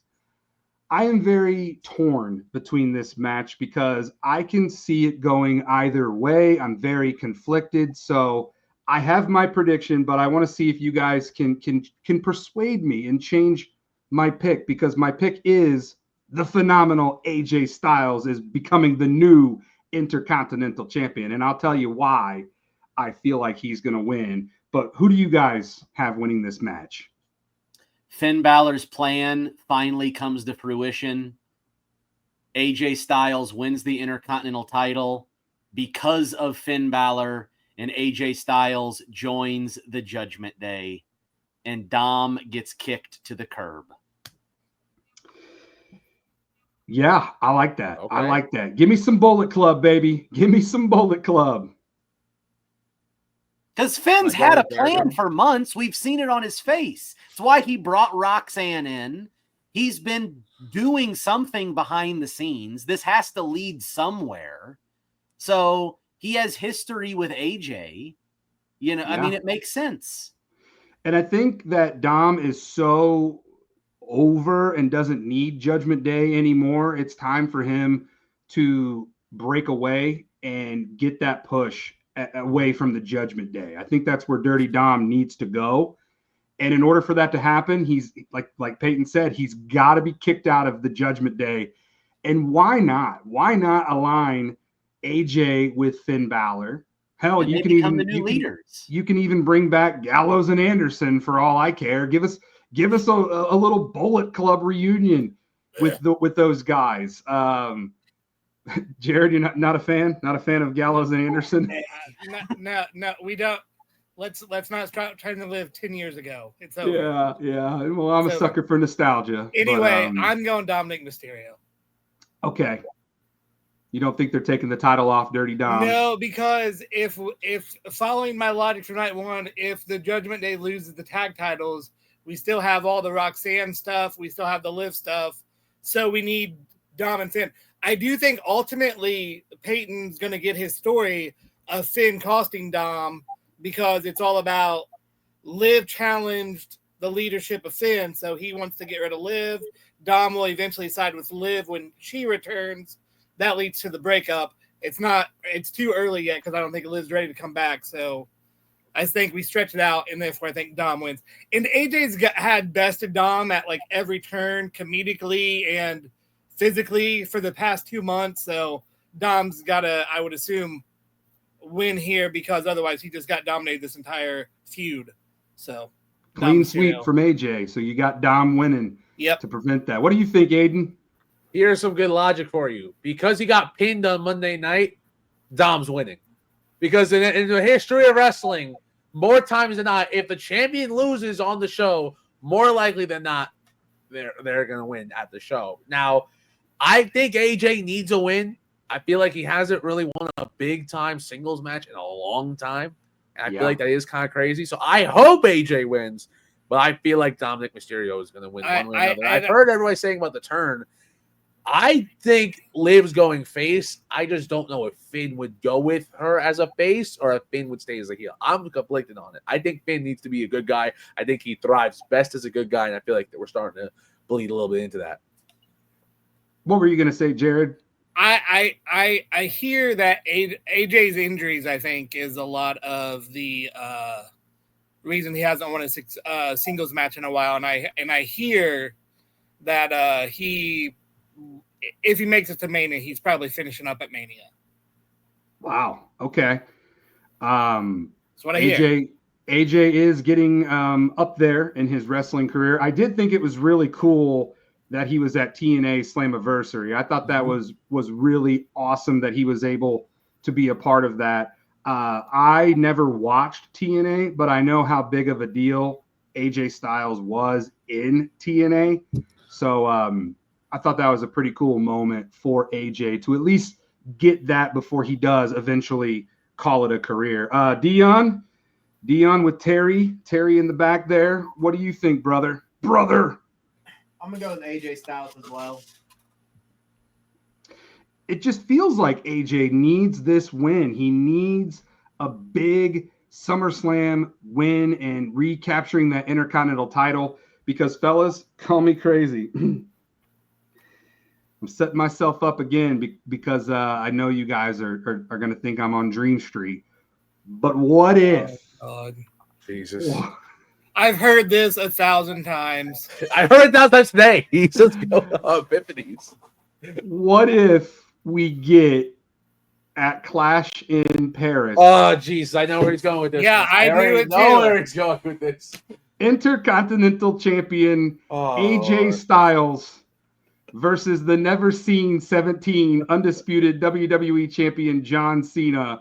And John Cena beats AJ Styles to become the new Intercontinental Champion for the first time in his career, thus becoming a Grand Slam champion on the John Cena farewell tour. Payne, can you write off Megamondo next time you see him so that way, like Chad and the Grande, they both go off for a little bit? Put the John Cena lotion away and pull your pants up, okay?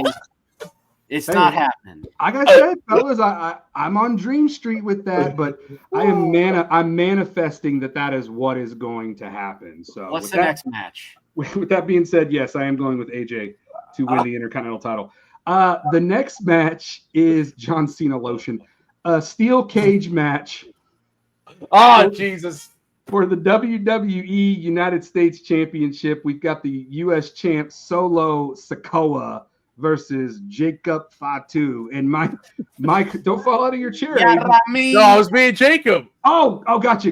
Come on now. My question to Payton is: have you bought the new Jacob Fatu Yadadamin merch on WWEshop.com? I have not yet. I need to. Come on, man. That's all you were talking about when we were in St. Louis is, I want that shirt. Well, here it is, brother. I know. I like to buy things in person at the superstores. I'll probably get on and buy it. Or you can, make the late minute decision and go to New Jersey for SummerSlam, which I have a feeling that you're going to do. If I'm a betting man, Payton will be there at SummerSlam. I'm actually going to be seeing it in the movie theaters. So you know what?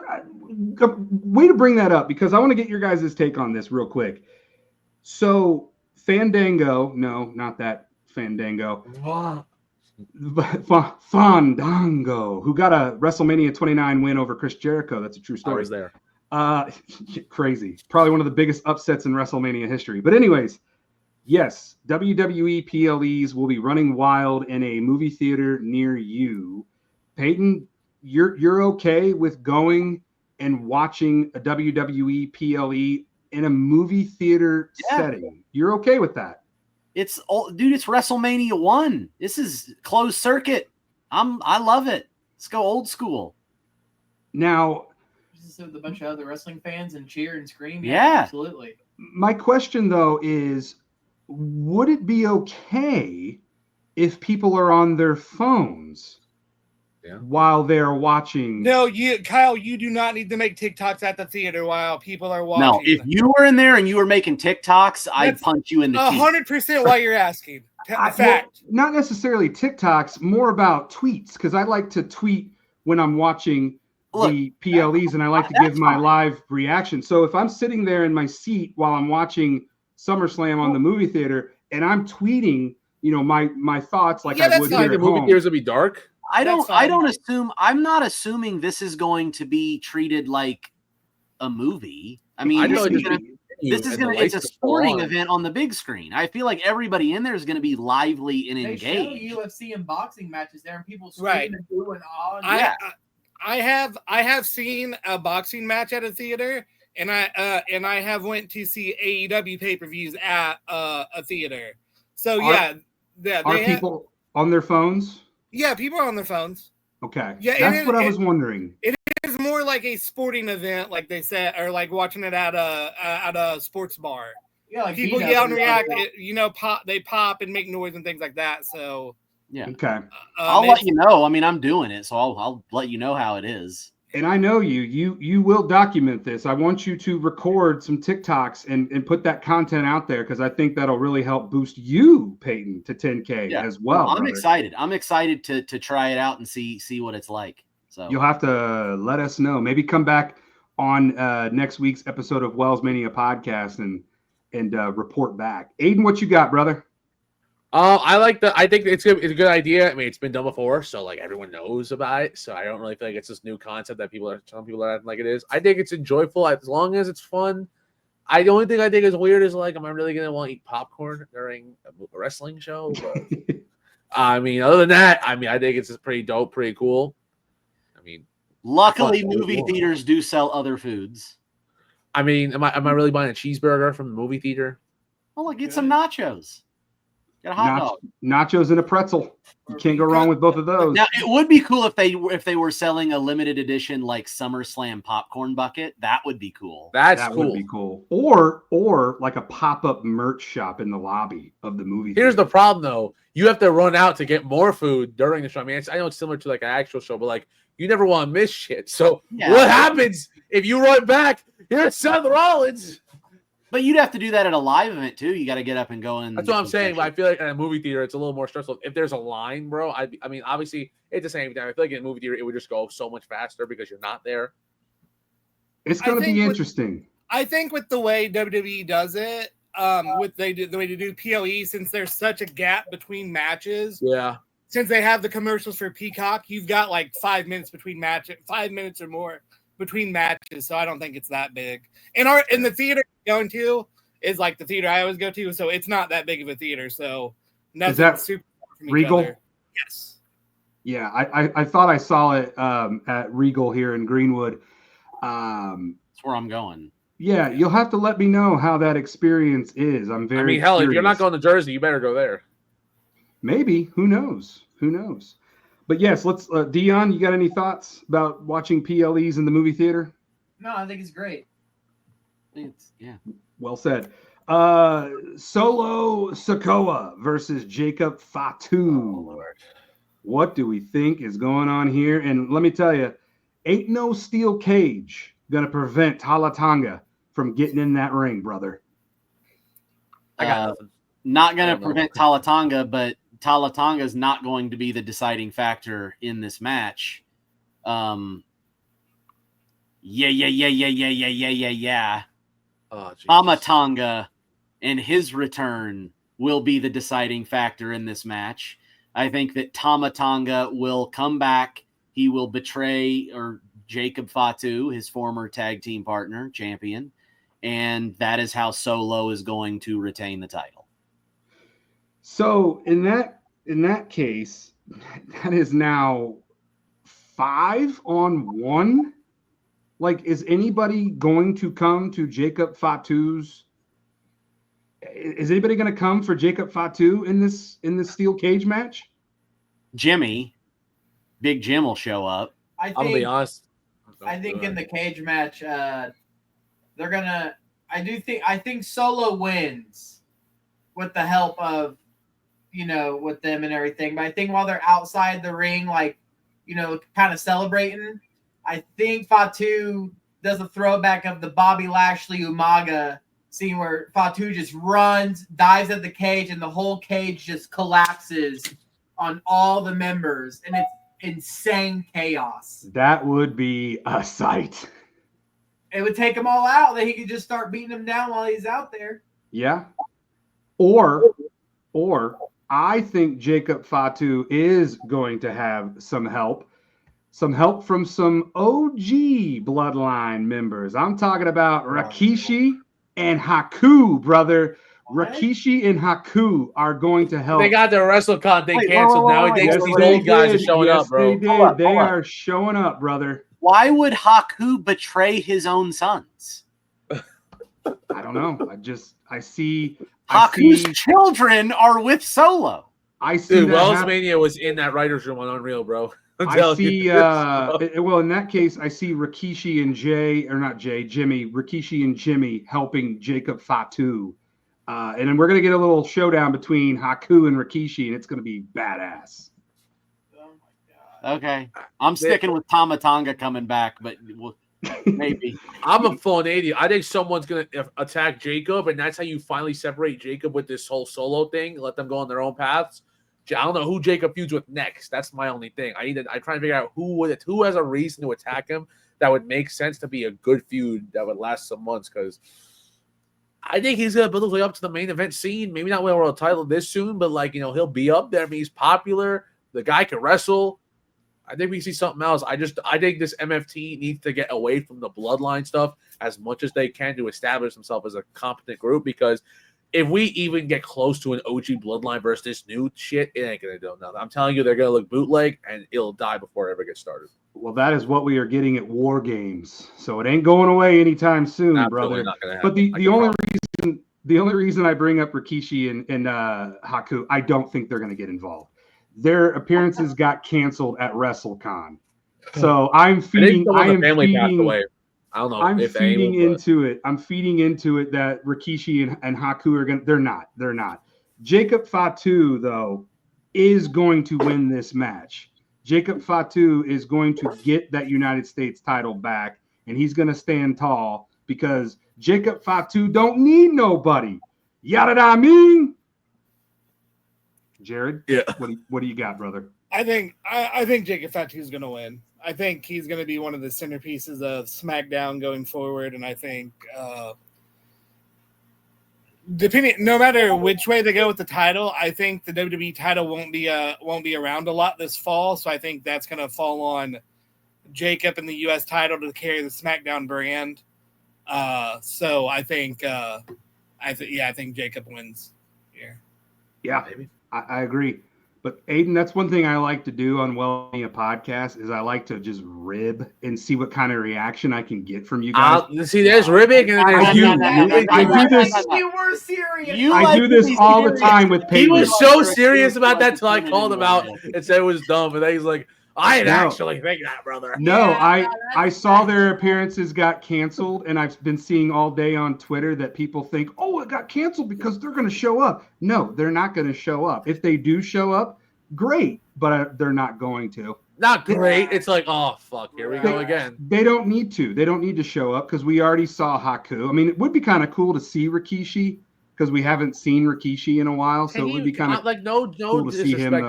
We've been hearing a lot about Rikishi this year, though. So I didn't say that. Tatanka's going to come out and talk Dom So he could Dude. probably win the IC title match with AJ.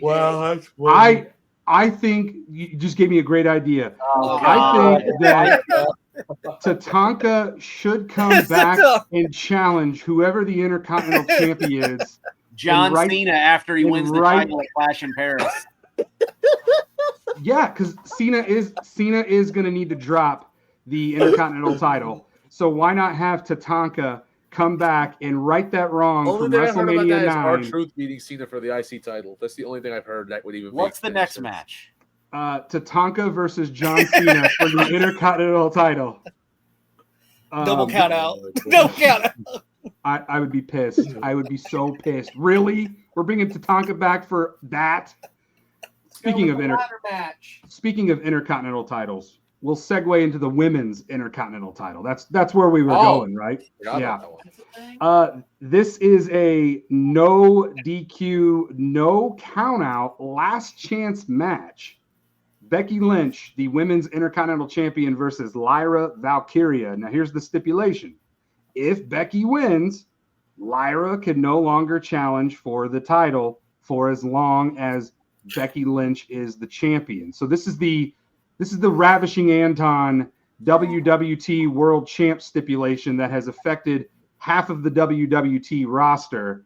As long as Ravishing Anton is world champion, which he's been world champ now for 4 years, Mega Mondo, Rathbone, and Stone Payne cannot challenge Ravishing Anton for the WWT champion. Aiden, I'm just educating you on Wrestle With This, brother. But what do you guys think's happening in this one? Becky's going to win because Bayley's going to turn heel and screw Lyra. Huge pop from Aiden. He loves Bayley. I don't think that's going to happen. I think Bayley's going to win the Intercontinental Championship by attacking Becky Lynch and getting her lick back, and then beating Lyra to get her lick back for that one. Not turning heel, just doing what's right for Bayley. And what's right for Bayley and by Bayley is to get these wins that were screwed out from her. I love your passion for Bayley. Your passion for Bayley is my passion for John Cena. I love it, brother. I love it. And I hope that Bayley is there at SummerSlam for you. I don't think for a heel your turn sanity. justifies for her right now. I feel like she was a heel for so long. Unless she went full lunatic, and I'm digging it. If she went full lunatic and just went crazy on anyone and everybody because she's been done dirty, both behind the screen and on the screen, then fine. But if we're just turning heel for the sake of it, I feel like that's lazy, and we don't need to do that. Eventually, Bayley is going to reach her breaking point because on Monday Night Raw, she was heartbroken. And that's why I'm happy see it. something's going to happen. I just hope it's her attacking Becky, getting that revenge. Wake up, Deion. What do you got, brother? Box office big time Becky Lynch. Box office big time Becky Lynch. Becky Hogan, brother. Oh my God, guys. I will absolutely mark out and lose it if Becky Lynch does a Hulk Hogan tribute for her entrance. I would be shocked if she came out with red and yellow, like whatever. The feather boas? Yeah. Dude, if I was Becky Lynch, I would go full Hulk Hogan here. Full Hulk Hogan. Red, yellow, feather boas. I don't think that'd be a tribute. Red But leather weightlifting belt too wrapped around that says Yes. Becky on it. Yeah. Or Becky Hogan. Just Becky Mania. Lean into it. Mania running wild, brother. Wouldn't it be Payton? sister?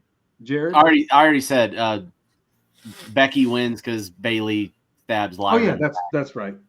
That's right. What do you think, Jared? I think Lyra wins. I think the whole point of this feud has been to elevate Lyra to that top echelon of the women's roster. And I think hanging with Becky and Bayley and all that recently has got her there. So I think Lyra wins to finish that story up and cements her. I agree. Lyra needs this win more than Becky does because if Lyra loses, it's kind of like I think people are going to lose interest in her, and I think she's going to just fade away on the mid card. For Lyra to win this match, get that women's Intercontinental title back, beating Becky Lynch, like Jared said, finishing this feud. Now she can move on to a fresh feud with whoever wants to step up to her. But I do think that Lyra Valkyria will become the new Women's Intercontinental Champion. And yes, Deion, we will go to the 6-pack tables, ladders, and chairs match for the WWE Tag Team titles. Congratulations to the WWE Tag Team titles for actually being on this PLE. That is a win in itself. But we do have the champs, the Wyatt Six versus Andrade and Rey Fenix versus DIY versus Fraxium versus Motor City Machine Guns versus the Street Profits. Fellas, there's a lot to unpack, but I love that we are getting a TLC match at SummerSlam. They learned their mistake from WrestleMania, where they had the TLC match on the SmackDown before, and it was better than every match on WrestleMania. They actually decided to just do it on the PLE this time. I feel like the Wyatts should win because they just won the titles, and I think you need to keep the Wyatts looking strong. But there's a part of me that feels like this is going to be their way to just quickly get the titles off of the Wyatts without the Wyatts actually having to eat a pinfall. So even though I don't love it and they're way too new as a team, my gut is telling me they're going to give Andrade and Rey Fenix the win here. Yeah, I agree. I agree with you. I put the titles on Andrade and Rey Fenix. The reaction that those two guys have been getting has been a very positive one. And I agree with you, Payton. At the 2-hour mark, agree with everything that you just said. This is an ideal time to take the tag titles off the Wyatt Six. It protects them in a loss because you've got all these other tag teams that are in the mix, but have Andrade and Rey Fenix become the new WWE Tag Team Champions. Deion, Aiden, Jared, run wild, brothers. I agree. Whoa, what's happening here? Good answer. Deion's a man of few words, very impactful when he does speak. All right, Jared, you go with me. I think the Street Profits are getting the tag titles back. I think this is the make good for WrestleMania. That was supposed to be their moment, their big crowning moment as a tag team on the main roster. They did it on SmackDown instead. I think that's the whole reason we put the belts on the Wyatts, is so that the Profits could win them back, like WrestleMania was supposed to be. So I think this is just a make good for WrestleMania. So I think Street Profits. Jared wants the smoke. Aiden, what do you got, brother? One thing I do want to preface is are Pretty Deadly hurt? Or was one of them hurt? Because I think hypothetically this would have been the perfect spot to have them win a tag. No, I think Triple H just hates them. So I'm pretty sure one of them is actually hurt. Let's check in with Triple H. No, one of them is hurt. I'm not a fan. That's because I was in my mind. I'm not gonna lie. I almost thought they were in this match for a second because I'm like, that would have been the perfect. But honestly, the Profits probably. I don't think DIY has enough, momentum under them right now. Andrade and Phoenix are cool. I think the Street Profits are one of the modern day great tag teams that really need to get more rep under them with more tag titles. The fact that they went 4 or 5 years without a tag championship reign is ridiculous. But they really should hold it again. I liked what they were doing. Let them hold that shit for the rest of the year. Let them cook. Let them keep going. And honestly, just have a fun match. I don't think the Wyatt Six should be near championships at all. I think it goes against their gimmick and honestly just deletes their gimmick and makes them just dudes who dress up like Bray Wyatt's characters. No disrespect to them at all. I just feel like there's more meaning without championships than holding belts.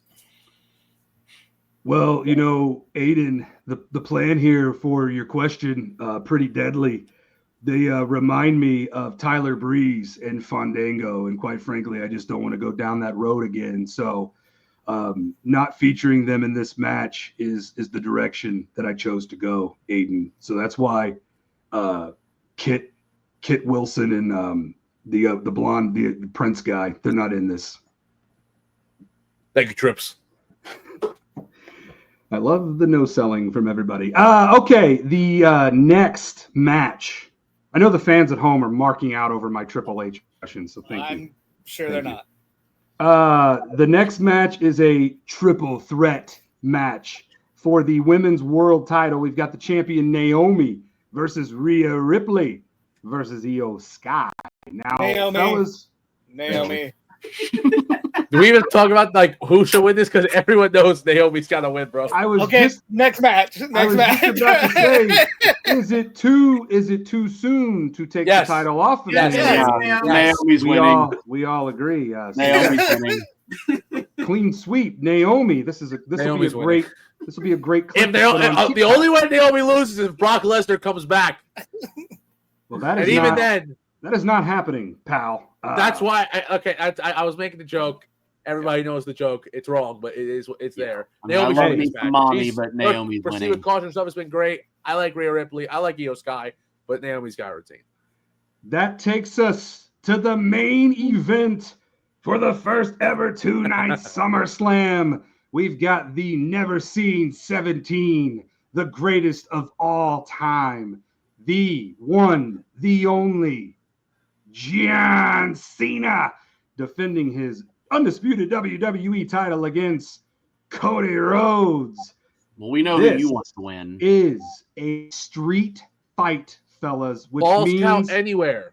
Falls do count anywhere. We might get a pinfall at the Jersey Shore House. We might get a pinfall on the Jersey Turnpike. When did they add that? We might get a pinfall on the boardwalk. It was on WWE.com or somewhere, but that is involved in the match. Like I'm so serious about that.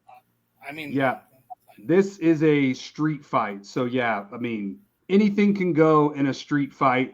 So fellas, I'm going to open this up to all of you. Run wild with it. Have fun with it. What are we gonna get from Cena and Cody Rhodes 2? Here's Payton's 15-minute thing about how The Rock's gonna come back. No. Actually, that's not my prediction. Oh, but I was just gonna say, who is somebody's gonna say it. So let's just get it out of the way first. Who here is predicting that the final boss is gonna show up? Oh, you mean WellsMania? Yeah, I do. I can see it, but I don't predict it. It looks like I see it because now that you said falls count anywhere, don't tell me they ain't gonna go back out to the parking lot with the semis again, and all of a sudden we hear a whack in the back, and it's the final boss. Ha ha! And then get in our parking lot whooping by the final boss. Hey, nobody fuck. The only reason he's here. The only reason why I feel like Dwayne will show up is because this is it, man. Like, if you don't bring him back now, when do you bring him back? Do you not bring him back at all? WrestleMania season.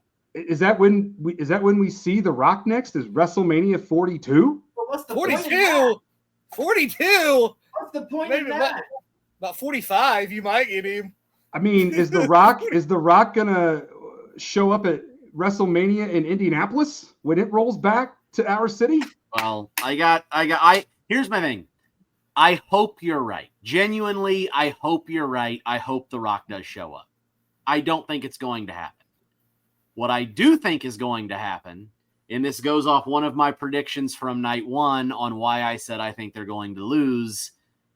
I think this is where we finally get the Randy Orton heel turn. I think Randy Orton will come out. He will betray Cody Rhodes. He will hit him with an RKO, and he will punt kick him in the head. And that's how John Cena will retain the title. And John will scurry out of the ring holding the championship, and the show will go off the air with Randy Orton standing over Cody Rhodes, who they're trying to put on a stretcher because he just got his head kicked off of his shoulders. I think the seed was planted back at King of the Ring, Night of Champions, where Cody's in the ring and he's trying to give Randy props in that post-match promo, and you just see Randy standing on the entrance ramp looking at him like, I am done. I am fed up. I am tired of losing on these big stages. Nothing has gone my way since I've come back from my injury, and losing a tag team match teaming with Jelly Roll the night before is going to be the final straw that sends Randy off the deep end. Randy screws Cody in the main event. I don't hate it. I do not hate it. Jared, there was like a gnat or something. It was a fly or something was flying around here and it was pissing me off. But Payton, I do not hate that at all. I would not mind seeing, as long as John Cena wins, I don't care what it takes for John Cena to retain. If Travis Scott has to come back out, I don't care. Let's go crazy. Let's combine them together. What if The Rock does come back, okay? And he's getting ready to whip Cody Rhodes with the belt. And then all of a sudden, Randy Orton runs out and gets in The Rock's face, okay? And then Cody Rhodes is like getting up behind Randy, and Cody's got a smile on his face because he has backup. And then The Rock looks at Randy Orton and goes like that. And then Orton turns and RKO's Cody, kicks him in the head, and then The Rock got another person to betray Cody Rhodes again. Randy Orton sells his soul to The Rock? It's not about souls. Yes. It's not about souls. The Rock already said it. He don't want John Cena's soul. He wants Cody's soul. It was all about business with Cena. I don't hate it. I do not hate it. It's a very unique take. I'm not gonna lie. It's definitely well thought. I have not heard anyone except for Payton throwing out Randy Orton to be involved that would be a in hot this finish. match. If he did it again, would be a pretty hot finish. Jared, Aiden, Deion, what are your guys' takes on this match? I think the opposite. I think The Rock comes out. Everyone's like, "Oh my God, this is it." Like, Cody, you're done. Rock's gonna look at Cody and tell him, "You got one more chance." Cody hits the crossroads on Cena. Cena hits his head on the title. 1, 2, 3. Cody sells his soul to The Rock finally. Boo! I will boo so loudly if Cody beats Cena under those circumstances. But look at that. You get the rest of Cena's run, a face Cena again, to possibly, on his last match, make number 17 to number 18. I do like that. And then he does the ultimate. He does the ultimate babyface thing, and he cuts the promo, his last promo, and says, I know I promised to ruin wrestling and take this title away from everybody at the end, but now I see the error of my ways, and I'm going to relinquish it and give it back to you. And then you can cry and sell your tears on eBay so your baby can have diapers, and it's the perfect fairy tale ending for you. Speaking of crying with my baby, you know what's really cool is he'll be here. He will be here to watch John Cena's last match with me. And I already told Ashley, I said, you've got two shoulders, one for him to cry on and one for me to cry on, because there's going to be a lot of crying. A lot of tears are going to be running wild in that John Cena farewell match. I am not ready for it.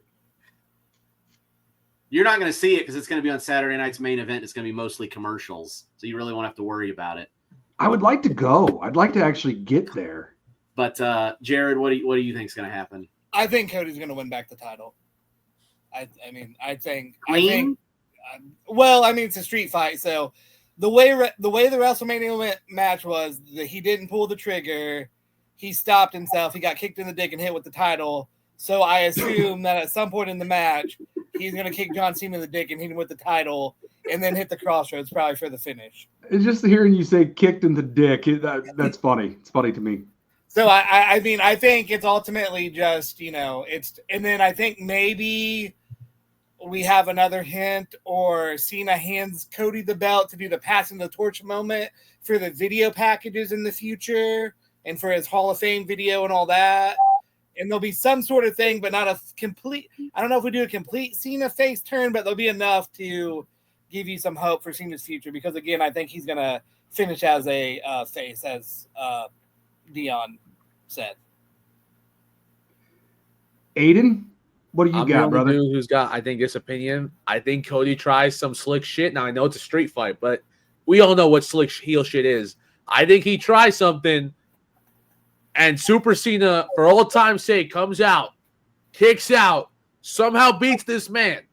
And this is where we start the tracks to Cody turning heel, because he thought he was super confident. I can beat Cena legit. Oh, shit, you just had the chance, and you still lost. I think that's where we turn Cena face. We start going that direction, and that's where I think someone else is going to take the title from Cena, Drew McIntyre. But I believe John Cena walks out of SummerSlam as the champion. I think Cody loses because he's too overconfident that he has Cena right in his grasp. I think he just can't do it. I don't think he'll be able to beat Cena. Cena goes strong, and you have that shot of Cody, similar to that he had the past couple years when he lost the belt, but not even like he's worried or he's upset. He's angry. There's anger in those eyes. And I think when you saw Randy looking back at him, he saw some of those ways that Cody's not this super good guy that you think he is. There's something hidden back there. And I think we start leaning more to what he did in AEW towards the end of his tenure when he left, where it was he's a heel, but he thinks he's a face. I think we start seeing a little more of that post SummerSlam. As long as John Cena retains, I am totally on board with that. Because I tell you right now, that whole crowd's going to want John Cena to win, whether you like it or not. Yeah, I feel the shift it's already happened. The crowd wants Cena to be the face Cena to ride out the rest of the farewell tour. And I think it happens at SummerSlam. This is my prediction. Call me crazy, call me, loony, wacko, whatever. But I really do think that John retains and beats Cody, and we get that moment of respect between Cody and John in the ring. Cody's going to go and be like, that was great. You whooped my ass. You deserve to be the undisputed WWE champion. Cena's going to look at him. He's going to do that thing where it's like, I'm going to kick him in the dick again, but he doesn't. He doesn't do that. They embrace. He shakes Cody Rhodes' hand. And we all think that is going to be the end of SummerSlam. Nah. That is where the final boss shows up. The Rock's music hits. The Rock comes out. The Rock cuts a promo saying, what the hell is this Rudy Poo candy ass bullshit? We're not doing any of this.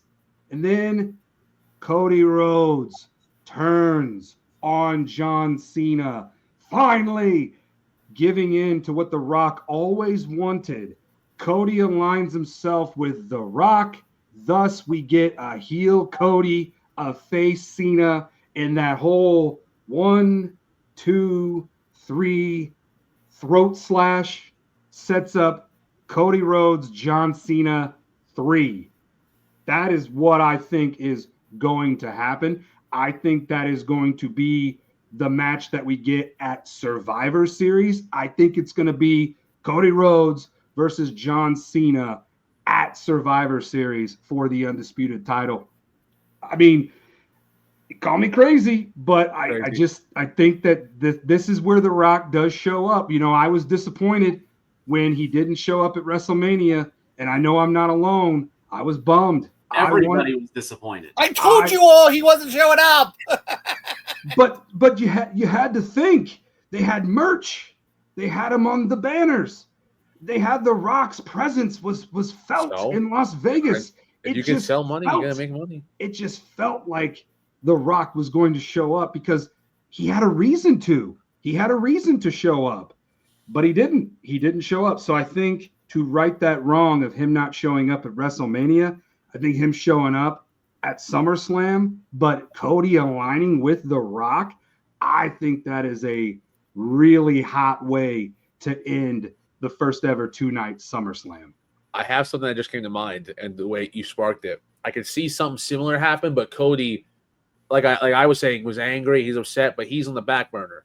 The Rock comes out potentially, and he kicks Cena in the dick, and then you hear Seth Rollins come out. Oh no!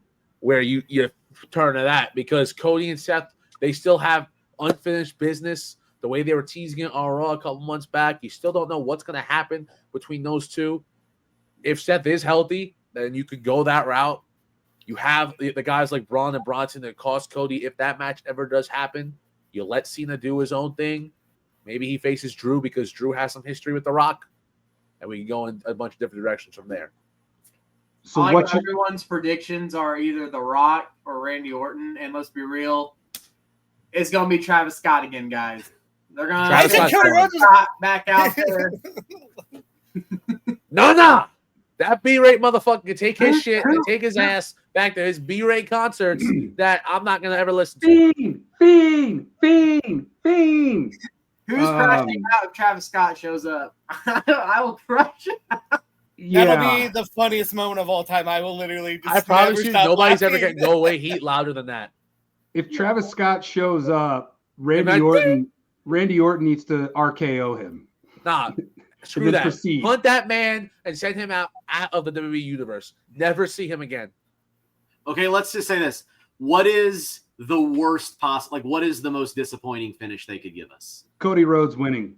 Well, just like a clean victory, and that's Cody it. winning Just like, clean. That's it. That's what I said. Cody Rhodes refuses to use any weapons in the street fight.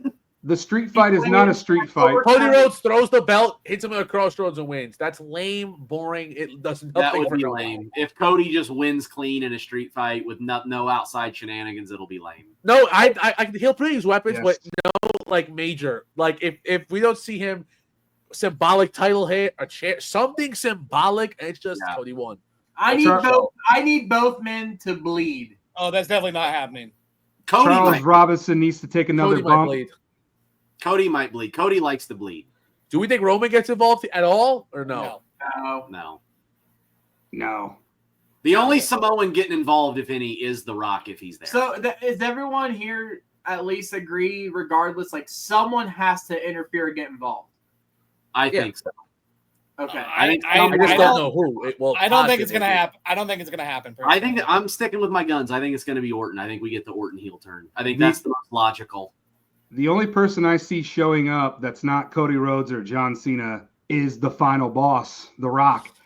If he does not show up, which is a very strong possibility, then what? Then John's going to beat Cody. Straight up, John's going to beat Cody. You think Ron Killings comes out? I don't know, man. I think the WWE universe is already done with old R-Truth. Yeah. They begged and pleaded for him to come back, and now you don't hear the crowd saying anything about R-Truth anymore. Well, you're not seeing R-Truth. It was exactly what I said the whole time. It was they never cared about R-Truth to begin with. It was just because they like to bitch about things. Yeah, I think we let people like R-Truth, the human, and regardless, even if you're not going to do much with him, there's still time and spaces to do stuff with him, and I feel like there's no reason to ever release him to begin with. Now, I understand where you're coming from, like people just want to bitch, but I definitely think regardless of whatever he does, R-Truth should always be on your roster unless he's fully retired. There's always a place and a time for a guy like R-Truth. Exactly. And, I mean, he does a lot more than what we see on TV. I mean, that dude is a mentor and a locker room leader. I mean, you talk about wrestlers. Udonis Haslem of the WWE does absolutely nothing on the court. I like nothing. that reference. I like that reference. If you get rid of him before he's done, it's bullshit. You talk about wrestlers that fans like. I always see what's a wrestler that no fans hate. I think R-Truth, his name will get thrown out there a lot because I don't run into a lot of people who aren't a fan of him. Yeah, I mean, there's a couple. Tony Storm. Tony Storm doesn't like R-Truth? No, I said nobody hates Tony. You said wrestlers nobody hates. I thought you were saying this guy no-selling his own segment, bro. Tony Storm doesn't like R-Truth. Well, fuck would Tony Storm hate R-Truth? What is? I don't know. Is she timeless going back to 2011 when he got the main event title picture for one match? I think Tony Storm is mad because R-Truth is the real timeless wrestler out here. Let's be real. I mean, R-Truth hasn't aged in over 20-something years. That dude is timeless. No, he's aged now.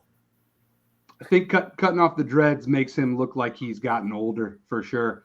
But yeah, fellas, it's going to be very interesting to see what exactly goes down with Cody Rhodes and John Cena. I will say, really interesting.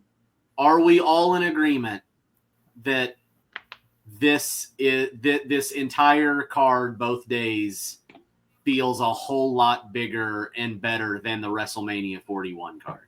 Like, I feel like this is the show. Not the whole card, but I think the bottom tier matches feel better than the bottom tier for WrestleMania. Like, I'm sorry, I didn't give a fuck about the New Day versus the Viking Raiders. Yeah, like it just like all around, I feel like there was more effort put into this show than WrestleMania 41. I feel like with Mania, there was a lot, like we saw on Unreal, that didn't pan out, and there was so much 90% of the card was changed.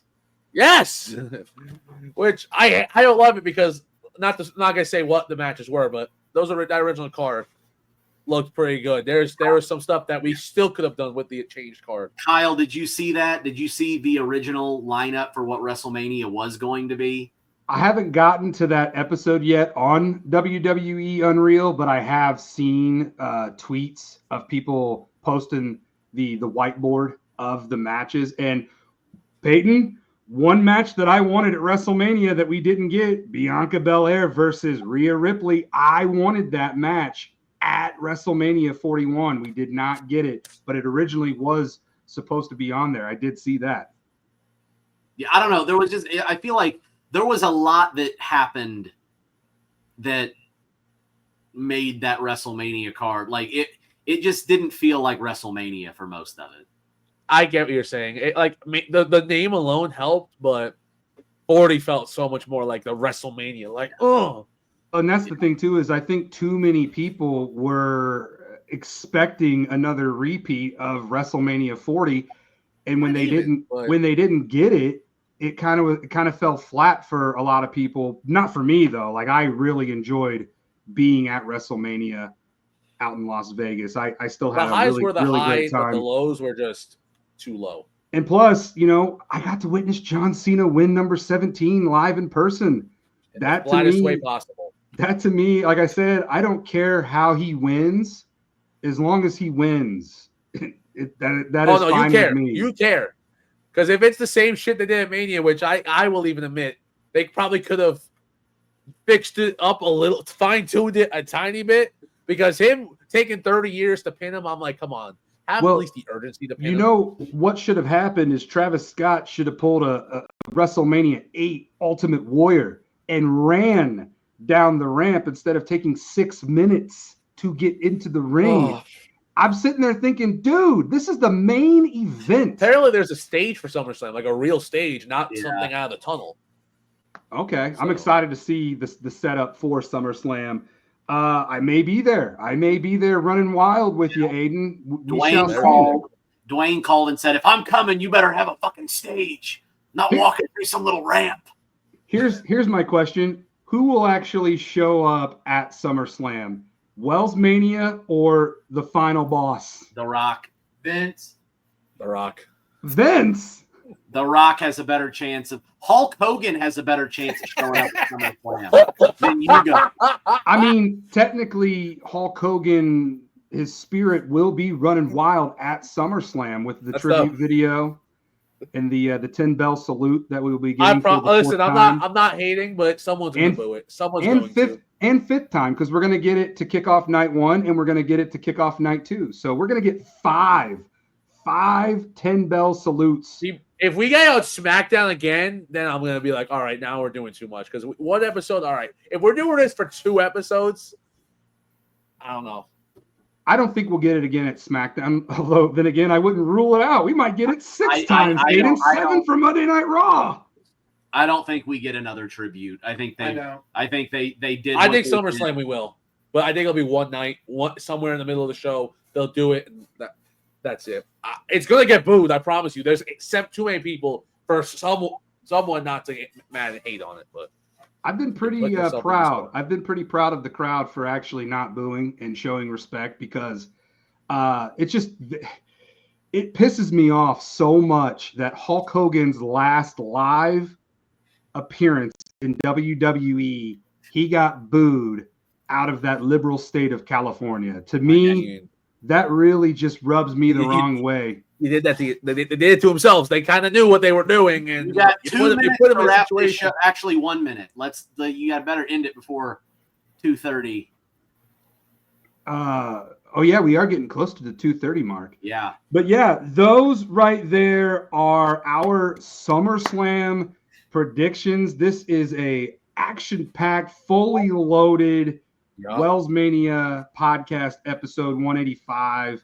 This has been a lot of fun. I love the banter. I love seeing Aiden going after Payton and Payton going after Aiden and Deion kind of nodding off in the back and Jared just kind of watching everything unfold.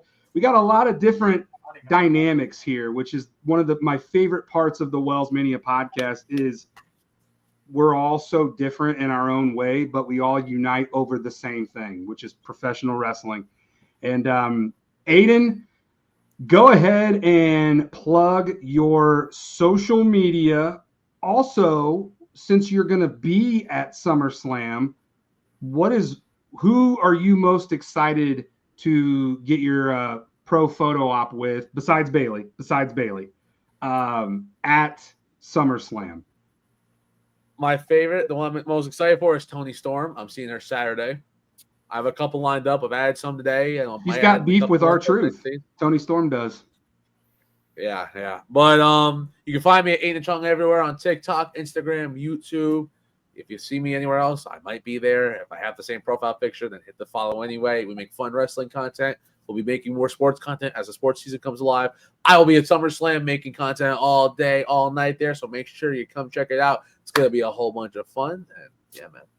I appreciate you, brother, for taking the time to run wild. And hopefully I'll see you live in person. They're not checking Sunday.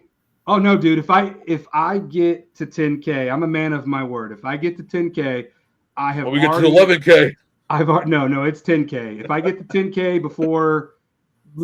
before Saturday, I will go to New Jersey for night 2 of SummerSlam. So we'll see. The power is yours, as Captain Planet used to say. Jared, the WWE Human Encyclopedia, one of the smartest professional wrestling fans that I know. How overall, how excited are you for SummerSlam? I think it's going to be a good 2-night show. Like Payton said, I think the overall card is better than what Mania gave us. So I think it's going to be a fun 2 nights. And where can people find you on social media? At JC Giles on Twitter and at WWE Human Encyclopedia on TikTok. Thank you, brother. I appreciate you, as always, for making WellsMania Podcast that much more intelligent. And I saved the best for last over here. We got Payton and Deion, who will be watching SummerSlam at the Regal Cinemas in front of the movie theater, in front of that crowd. So I'm really looking forward to hearing how that goes. But Payton, any last words you want to say before you plug your social media? No, and you too, Deion. He doesn't have no social media. He deleted all his. I deleted everything, so that is very impressive. He did what I wish I could do, but I can't. I think that SummerSlam is going to be good. I think it's going to be better than WrestleMania. I have high hopes for it. I think the talent and the creative team knows that there was disappointment with WrestleMania, and I think they know that they have to try to fix that and get in the good graces with people.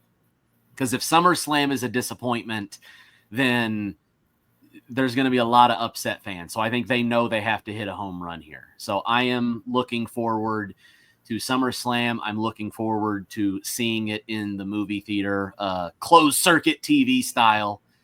And if you want to follow me on TikTok and Instagram and Twitter or X, whatever you want to call it, it is Stone Payne Productions. Definitely follow me on Instagram and TikTok, as I know you saw it. You weren't very happy about being left out of it, but I am a part of the Snaps and Straps Content Creator Challenge. They reached out to me and said they have a spot for me, but I have not heard anything else but that. They got in my live last night and said that they have a spot for me. Okay. So your real competition might just be entering this tournament, Payton. I'm glad, because the rest of these schmucks fucking suck. How are you doing? Like, what's the process been like in this tournament? Well, round 2 hasn't started yet. So I blew through round one. Literally right when I posted it, they got back to me about 5 minutes later and said, yeah, you won your match. So round one was a piece of cake. I don't know who my opponent in round two is going to be, but neither of them can beat me. It's not going to be you because it's going to be one of two people in the bracket. Then neither of them. Neither. It's like Wrestle Dude or the DWO podcast. And the DWO podcast, is that the Dad World Order podcast? Yeah, they can't touch me on the mic. So that ain't gonna work out very well for them. But go and follow so you can see my progression through the tournament. And Wells, I hope you do get in it, because I hope you get in it, and I hope you're on the other side of the bracket, so it's you and me in the finals. Dude, that would be awesome. I mean, I didn't even know what this thing was until I saw your TikTok about it, and I thought, man, that'd be really cool to be a part of. Why didn't they reach out to me? Well, I'll tell you why they didn't reach out to me.